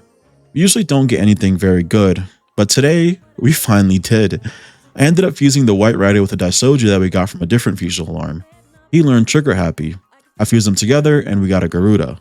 I didn't really care for the Garuda, it's just what came out of these two being fused. But finally, for the first time in all of my attempts, I actually have some kind of decent build. It's a gun build, and we also have a pupil from the Twin Wardens. They gave us this card super long ago, and by adding it to Garuda, we have a decent crit build. We should be at the max cap for crit rate chance. I can't stress enough just how rare this is. It feels like a 1 in a million chance that we get the ability to actually have a crit build, albeit a bit scuffed. As far as more prep for Shido's boss fight, there's just a few things we have left to do, like duplicating our null physical skill card. We got this from Shinya's Mementos request. We're going to be spreading the null physical card onto almost all of our personas that don't already null physical. We'll also be hitting up the Jazz Club for the last few times on December 4th and December 11th, where we'll get Heat Riser and Debilitate, which is going to be absolutely essential for the coming fights. We desperately needed Debilitate like yesterday, but there was no way for us to fuse Trumpeteer in this run. It was pretty hard to decide who we're going to give Heat Riser and Debilitate to, but I ended up choosing Morgana for Heat Riser, since he has only been playing a support role for the majority of our runs. I want to keep him doing that. And he has the highest SP pool out of anyone in the party. We can also give him the SP adhesive 3 accessory to keep his SP up. Then on December 11th, I thought I was going to give Debilitate to another party member, but I ended up giving it to Morgana. After looking over all my party members' skills and abilities, it just didn't make sense to give it to anyone else. Makoto was a good second contender, but eventually she'll learn Checkmate, which is just a group-wide Debilitate. I will never have the chance to give Debilitate to anyone else, so I had to be very careful who I give it to. Having it on Morgana is safe in case we lose Makoto or vice versa. Later on, I did realize this was partly a mistake. In our battles, Morgana just started to run out of SP very quickly, because Heat Riser and Debilitate, along with his other buffs, have very high SP requirements. In hindsight, I wish I would have spread around all the Jazz Club buffs to other party members, but it just didn't seem like anyone else was a suitable choice. Heat Riser wasn't that important because Twin Wardens actually gave us Heat Riser on December 1st through one of their hangouts. We can put this on any one of Joker's personas, but we have no other way to get Debilitate. But with all that done, that's pretty much all the prep we can do for Shido, and now it's finally time to take him on. Let me make myself clear. Do not think of me as you did my foolish son who acted so brashly. Die! Without further delay! Shido's pretty intimidating. He has a total of 5 phases, all with their own unique patterns, resistances, and attacks. It's a lot to prep for. Here's my notes for the fight that I used to prep, and this took me quite some time to put together. I'd say probably a few hours, and the most difficult part for sure was setting up the party correctly for each phase, to maximize the damage you do and minimize the damage we take, while also being able to deal with status ailments and buffs and things like that. Unlike my past fights, I didn't make a bunch of different teams for each phase, because in reality, it's a lot harder to swap everyone out than it might seem in these fights. I learned from my mistakes, so instead of completely changing my party for different phases, I decided to swap 1 or 2 party members out for our compositions. In the first phase, Shido will completely repel physical and gun damage, so we have to use magic attacks. We'll also use Makara Karn, so we have to watch out for that. On top of that, he himself uses physical and almighty damage, so any barrier strats won't work here. Lastly, he also has a chance to use Wage War, which enrages everyone and forces us to attack him, essentially forcing us to do damage to ourselves because of his repel physical. The general strategy here is to have An and Joker use Agadine, since those are the strongest magic attacks in our party. Haru also has Seodyne, and that helped a bit. We're making sure to use Debilitate on Shido as often as we can. Morgana will have to survive this entire fight for us to be successful, and has to have enough SP to keep using Debilitate. Shido does have access to Dekaja and Dekunda in most phases, so we can't go too crazy with our buffs. We have to be prudent to save our SP. We'll really need Debilitate later on because his attacks will become deadlier. It takes us a while to do enough damage to get to his second phase, but eventually we do. In the second phase, he can target weaknesses and he'll use pretty much every magic element against us. He also can't be hurt by magic attacks, so we ourselves have to use physical attacks to damage him. The good thing is that he actually attacks in a set pattern. He goes from fire to ice to electric to wind, then to Psy, Nuke, Curse, and then Bless. And finally, he'll use Royal Wing Blast and repeat the whole process. So as long as we're paying attention to his pattern, we can guarantee that no one gets hit too hard here. Something important to note here is that he gets to act twice in a row, so we need to be paying attention to what the next 2 attacks are, not just the next attack he's going to use. For example, if he's going to use Ice and Electric, we need to make sure to guard with Morgana and An before his turn. By keeping track of his pattern and using Garuda's crit build, this phase goes by pretty quickly. After repeating the cycle a few times, we get him to phase 3. This phase will use almighty attacks and doesn't resist anything or have any weaknesses. The almighty attacks he uses does colossal damage though, so debilitate and defense buffs are non-negotiable here. This whole phase is just about doing as much damage as we can as possible to be able to go on to the next phase and not die to his colossal almighty attack. This is actually the phase I was referring to earlier. Showtimes are far more likely to occur here, and you'll see here that we get a showtime off rip as soon as the phase starts. Even with our buffs and debuffs, he still hits very hard. His almighty attack is so dangerous that we nearly lost Morgana to one of them. Soon after we defeat the third phase, we go into Shido's true and final form. I know I said that for most of his phases we need to debuff and use debilitate, but this phase is actually the phase that it's most necessary. You can use Tyrant's Fist, Heat Riser, Dekaja, Megadolaun, and Deathbound. All really scary stuff. That screams reset to me if I'm not careful. Heat Riser being the most worrisome. And the problem we're running into here as well is that Morgana is running out of SP, despite our best efforts to preserve it. I've taught him way too many buffs and debuffs, and we're getting to a point where we won't be able to use debilitate anymore. And even though this is technically our second fight with Shido, because there was a cutscene in between, it's still treated as a continued fight, meaning our HP doesn't get restored, our SP doesn't get restored, but somehow our buffs don't carry over. It's such bullshit, but it is what it is. Aside from his move list I just read off, he also has Tyrant's Purge, which is a one-shot if it lands. It's a blessed insta-kill attack. But noone no Satraha, it'll protect us from it. Genuinely, every single turn I'm clenching my cheeks hoping that no one dies. We have to take this fight very, very slow, and eventually Morgana was just out of SP, so we had to swap him out for Makoto. I did suspect this would happen. Makoto has most of what we need to survive this fight, mainly Marakukaja. We don't have debilitate anymore, so we're manually having to decrease Shido's stats one by one. I'm focusing on attack and then defense, and evasion if we can, but it's not really a priority. With enough patience and a lot of stress, we make it to Shido's final phase without losing a party member. Yet. Like Sai, as soon as he phases, he used one of his most powerful attacks, so we just made sure to prep for it beforehand. This last phase is by far the most confusing phase. He has an attack pattern which is technically fire, ice, wind, electric, etc. A similar pattern, but not the exact same pattern as earlier. On top of the pattern, he mixes in a few attacks. So according to the wiki, he's supposed to use Deathbound, Tyrant's Purge, and then a Moss skill like Maragadine. Then Deathbound, Tyrant's Purge, and Mabufudine. At least that's what it's supposed to be, but that's not the experience I had. It's possible I could have been looking at the Persona 5 fight and not the altered fight for Royal, or even just got this confused with a different phase in the heat of battle, since there's so many phases. Even still, we know what element he's going to use next, just not exactly when. I played it safe. I'd guard with the party member who's weak to his next element for a few turns, until the attack comes out. In this phase, he's not resistant to any element, so we can use barriers to get some more damage in. His attacks are party wide and do tons of damage. If everyone has a barrier on them, we can hit Shido pretty hard with his own attacks. With this strategy and using Garuda's gun attacks, we're able to get him below 75% HP. At 75% HP, he'll switch up his attack pattern again, but it'll still be consistent, and this one seems to be more accurate.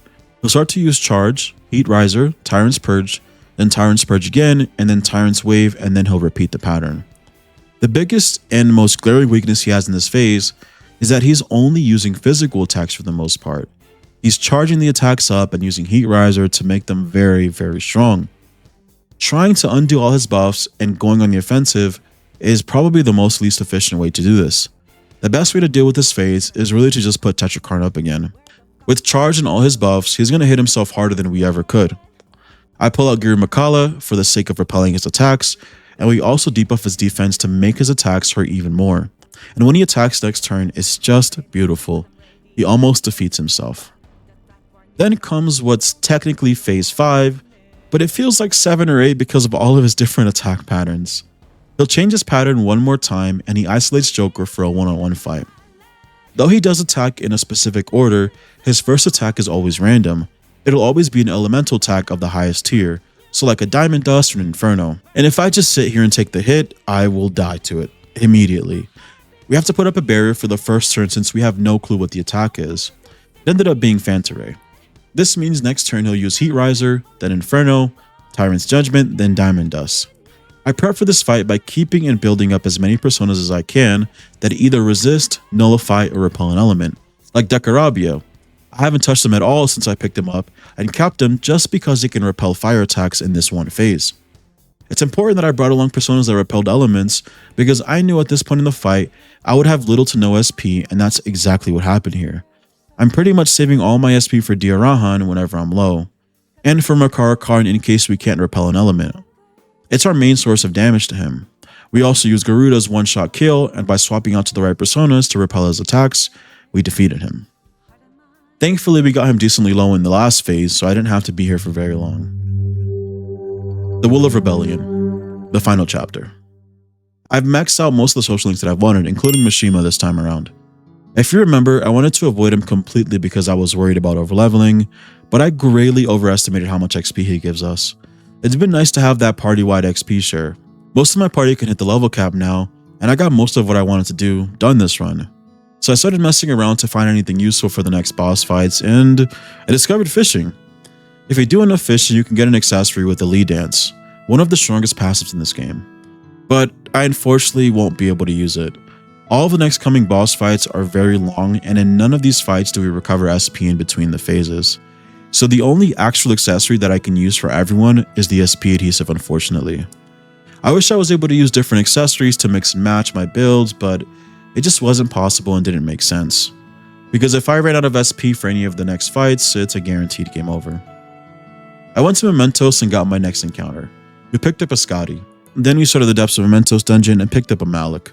The Depths of Mementos mini-bosses are all a joke. There's nothing that poses any problem, and we slaughtered them.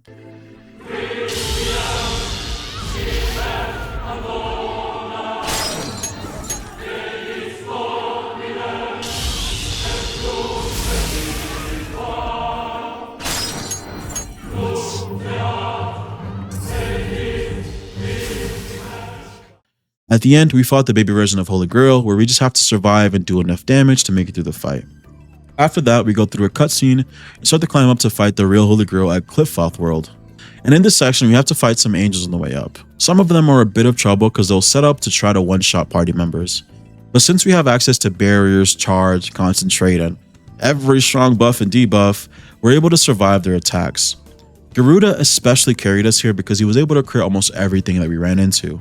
We also picked up our encounter in Cliffoth World, and it was a throne. Before going to fight the Holy Grail in Yaldabaoth, we have to make something diabolical. We need a very good persona for this fight. The main issue with this fight is that all of his arms have different affinities, resistances, and attacks. We need something to be able to attack everything at once. I legitimately spent hours, probably a whole workday, trying to decide on what personas we need. Another big issue with Yaldabaoth is that we'll run out of SP quickly. The first phase, Holy Grail, isn't very difficult, but it is resource heavy. We need to use buffs and debuffs to keep ourselves up because his attacks can kill you if you're not on top of it. So after looking at different personas and different builds, I finally decided what we needed: an Abaddon. Abaddon is the best persona we can hope for that's within our level cap. He can attack all of the arms at once, and he uses physical attacks, partly solving our SP issue. But trying to fuse him is difficult. I mentioned earlier you can pretty much fuse any persona you want because of how robust this fusion system is. That doesn't mean it's easy. After a long time, I found a fusion that would work, but I would have to give up something very valuable. And I guess it's a good time to showcase how I do this. I looked through all of the possible fusions for the persona that I want and work my way backwards. Then I compared to the personas in my party and all the possible personas I can fuse, using the process of elimination until I find something. I finally found a combination for Abaddon, but it required me to use Garuda, my lucky 1 in a million persona with a crit build. I'll never see this again. I looked so long for an answer, and I ended up hating the answer I found. I wanted to do anything but give up my crit build. I took a break and came back the next day with a fresh brain to try to find an alternate solution. And after some more digging, I found a fusion combination without Garuda, but I had to give up Noone, my only persona with heals. I have Noone mainly for one-on-one encounters. I believe there's only one more 1v1 left, and it's in Maruka's palace. I decided to give up Noone along with my gear Mikala to get Abaddon. Besides being able to keep Garuda this way, I was able to pass along charge to Abaddon. As far as the rest of the prep, all we need is our whole party equipped with SP adhesives 3, except for Yusuke. He's going to get the ring that has salvation on it from Tanaka Shady Commodities. And now it's time to deal with the Holy Grail. The Holy Grail isn't difficult, but he's still dangerous. He has hard-hitting almighty moves, and without buffs and debuffs, he can kill a party member. Despite this, we have to put very little resources into this fight. We need all the SP possible for Yaldabaoth. and our SP and HP will not recover between fights. But on the other hand, we have to make sure we survive the Holy Grail's almighty attacks that do colossal damage. That's why Morgana is here to keep buffs up and keep us safe. I brought Yusuke and Haru along because these are the party members I plan to use the least during Yaldabaoth. Yusuke in particular is not going to be doing very much. We have no use for his SP. His ice attacks are weak and Masaku Kaja isn't going to bring us too much value.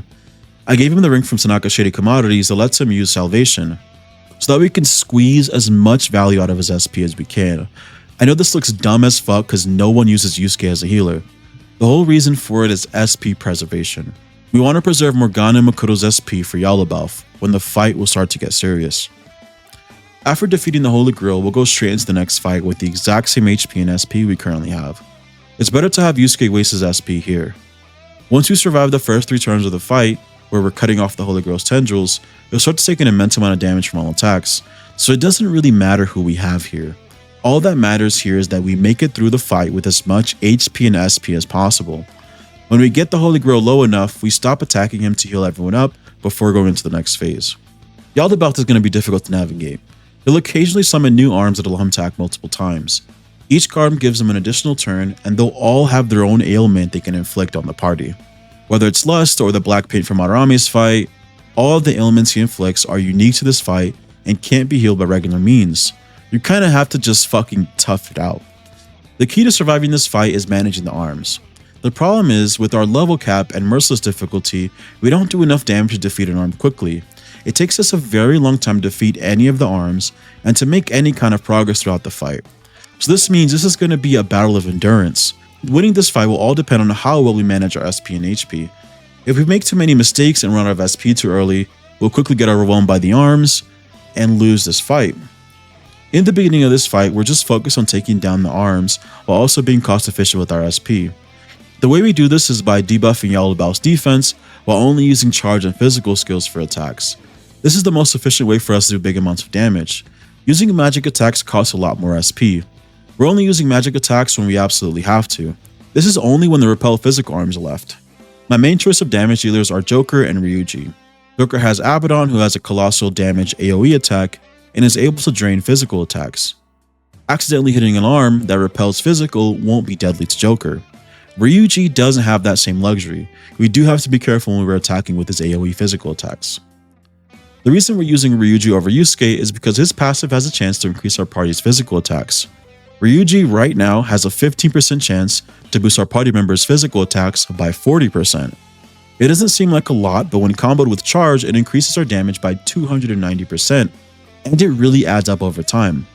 Morgana's here to keep the whole party healthy and to apply Debilitate or Heat Riser when needed, while Haru is here to flex and kind of does whatever we need for the moment.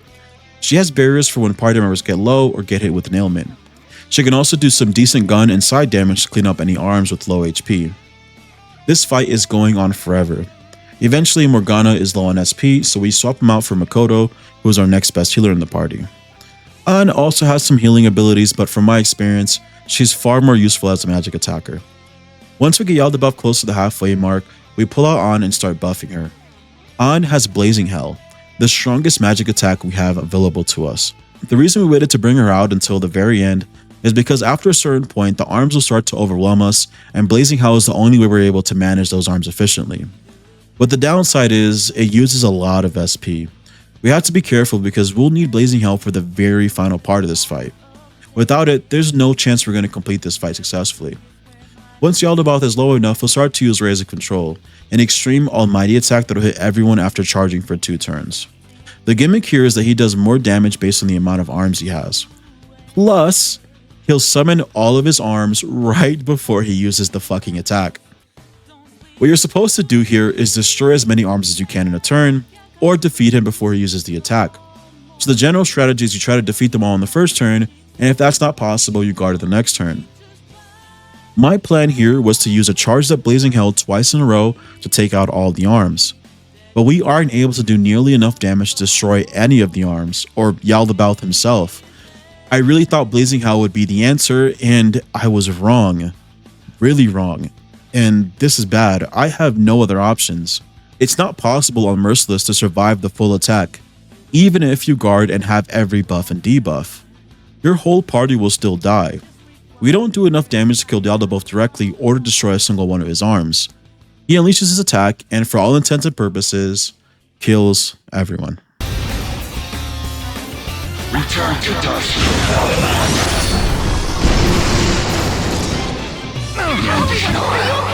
Focus on healing up!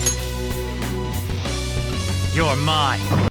I knew this was a definite possibility, so I didn't keep anyone in the party who didn't still have their Endure active. This is another reason why Abaddon was so crucial for this fight. Abaddon gets Enduring Soul. He's the only persona in our entire roster that could have survived this attack. Even though we did survive it, it's not over yet. Yaldabaoth will use Rays of Controls again and again until we defeat him. Our party's low on SP and we're still out of options. We're not doing much damage and he has all of his arms alive. It takes us multiple turns to defeat even a single arm. There's no way we're going to be able to defeat all of his arms before he uses Rays of Control again. All we can do for now is try to survive and hard focus Yaldabaoth in hopes that we can defeat him before he uses Rays of Control again. I was really hoping to keep everyone alive in case we have to survive another Rays of Control. That way we still have Final Guard to fall back on. But he nearly kills Makoto and Futaba uses Final Guard. We have no choice now. We have to kill him before his next Rays of Control or it's really over now. We have to go full offense, and if someone dies here, it is what it is. He's acting like 6 times in a row because all his arms are up, but luckily, we defeated him with everyone alive somehow. This was by far one of the more difficult fights to complete because of the SP problem and all of the freaking arms. I initially thought giving Yusuke Salvation was a bit overkill and a bit silly, but even with that strat, Morgana and Makoto still ran out of SP before the end of the fight. I can only imagine how fucked we would have been if without the Salvation Ring. They would have ran out of SP much earlier. But at this point, it's finally hitting me that I'm actually going to complete this run because this is it. That's all the hardest parts of this run done. We still have to fight Dr. Maruki, but he's nothing compared to Sai, Shido, and Yaldabaoth. I finally feel hopeful again, for the first time in 13 attempts. After a ton of cutscenes, we start our second infiltration of Maruki's palace.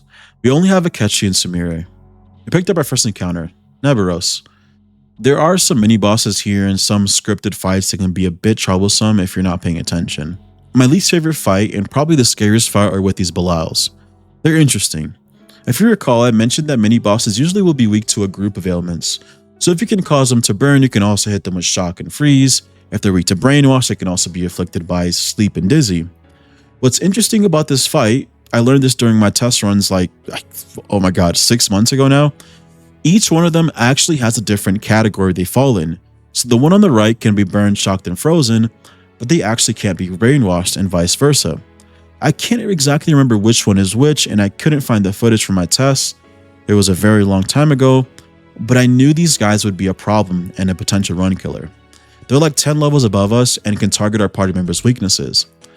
But this run, we've been graced with Garuda, who carried us through this fight with his crits.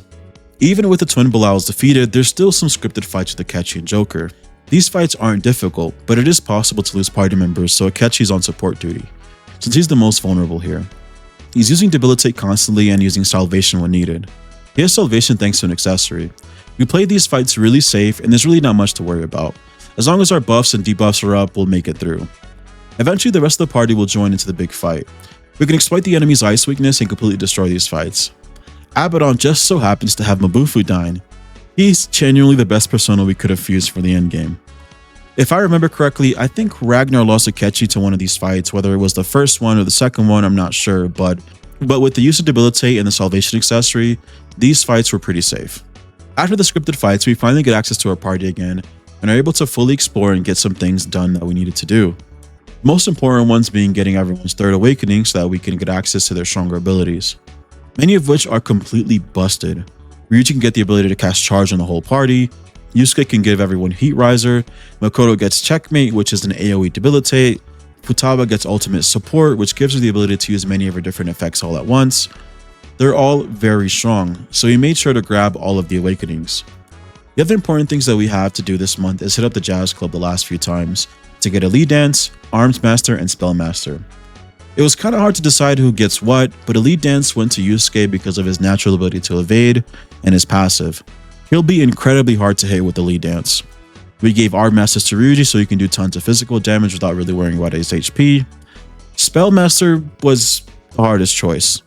I could give it to An, Morgana, or Makoto, and after thinking it over, I ended up going for Makoto, because she'll be using checkmate throughout the majority of Maruki's fight, and it's very SP intensive. Aside from that, we got Thor in the Memento section of Maruki's Palace. We had our final outing with the Twin Wardens, and they gave us the Enduring skill card.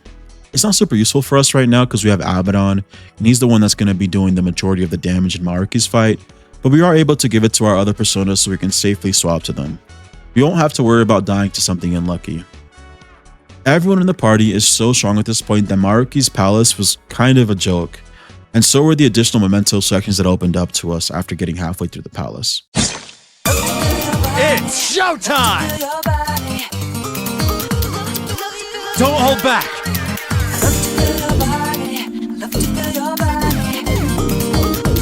I'm not done. It's over.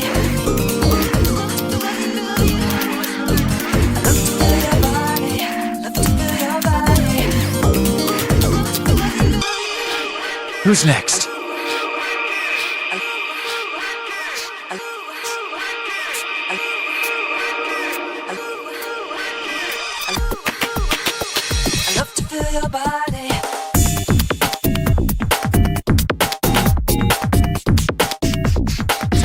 Die! When we cleared Maruki's Palace, we fused some of our last personas for the run. We fused the Hastur, he gets Debilitate in case we need it, and Abyssal Eye. It's a decently strong almighty attack. We use this at the end of a baton pass chain in case it falls on Joker. We also fused Lakshmi, who has great healing abilities. But with everything done, it's finally time to take on this game's final boss, Dr. Maruki.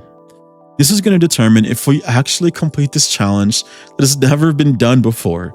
Are we actually going to be the ones to really do this? Time to find out if these 6 months of preparations and failures is finally going to pay out. Just as you have your own beliefs, I too have no intention of changing my plans for reality. No matter what happens to me in the end, I will fix this torturous world. That is my own rebellion. I'd regret not pointing this out to you. You shouldn't mistake our powers as being equal. It's time, Azathoth. Our final battle has come.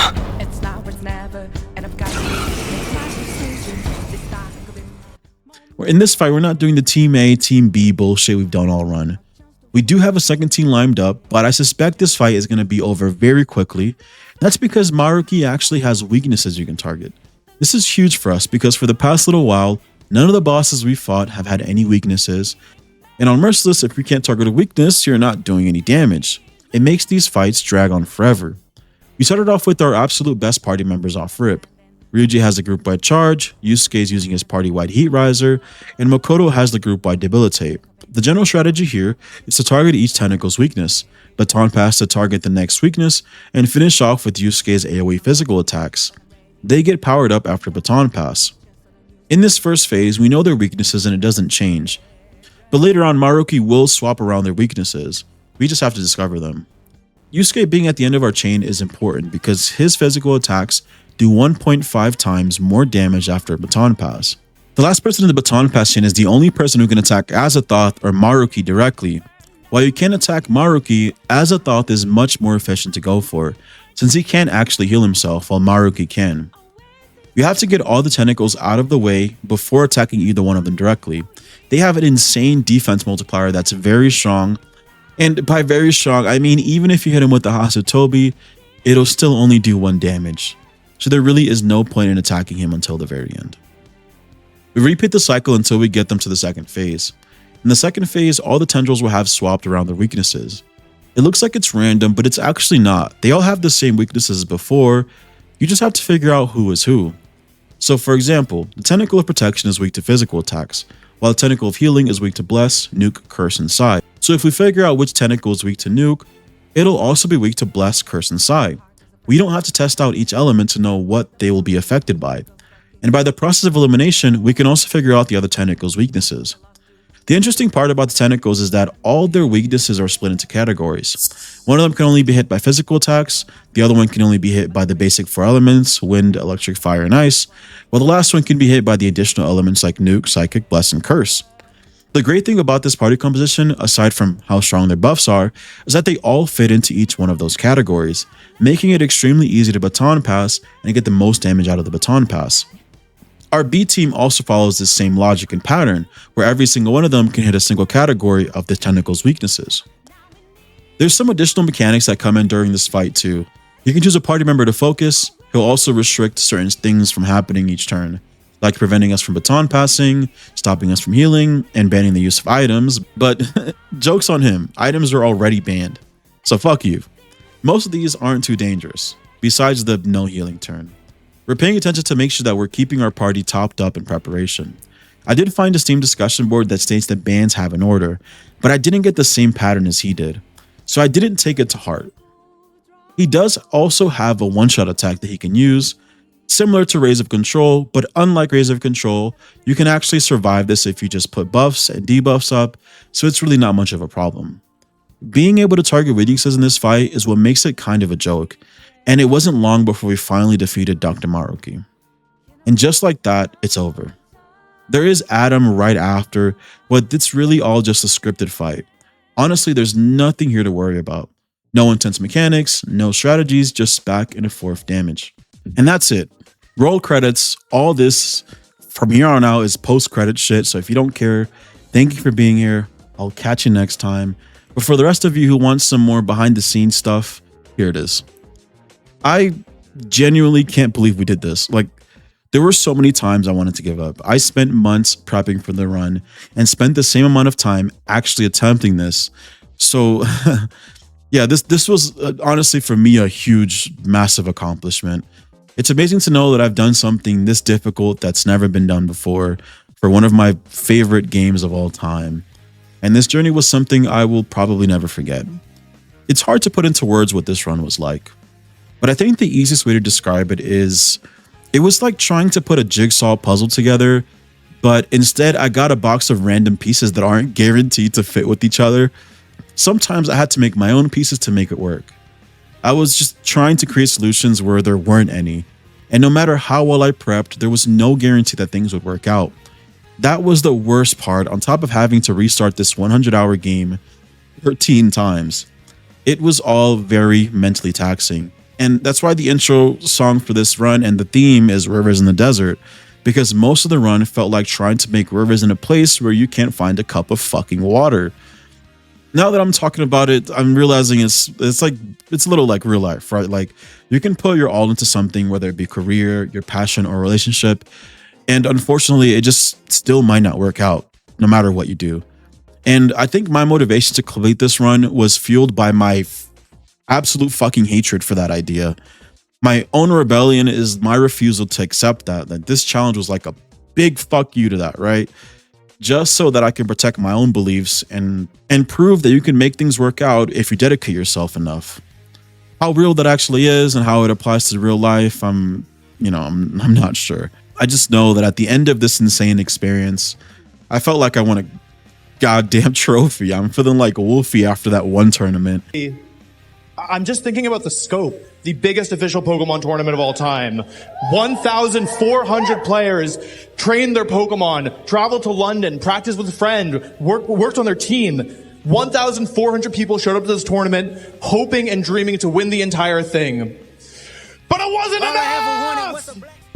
And the only thing I know for sure is that it's been great sharing this time and experience with you. We just completed the world's first ever true hardcore Nuzlocke Persona 5 Royal. And it feels insane to even say out loud.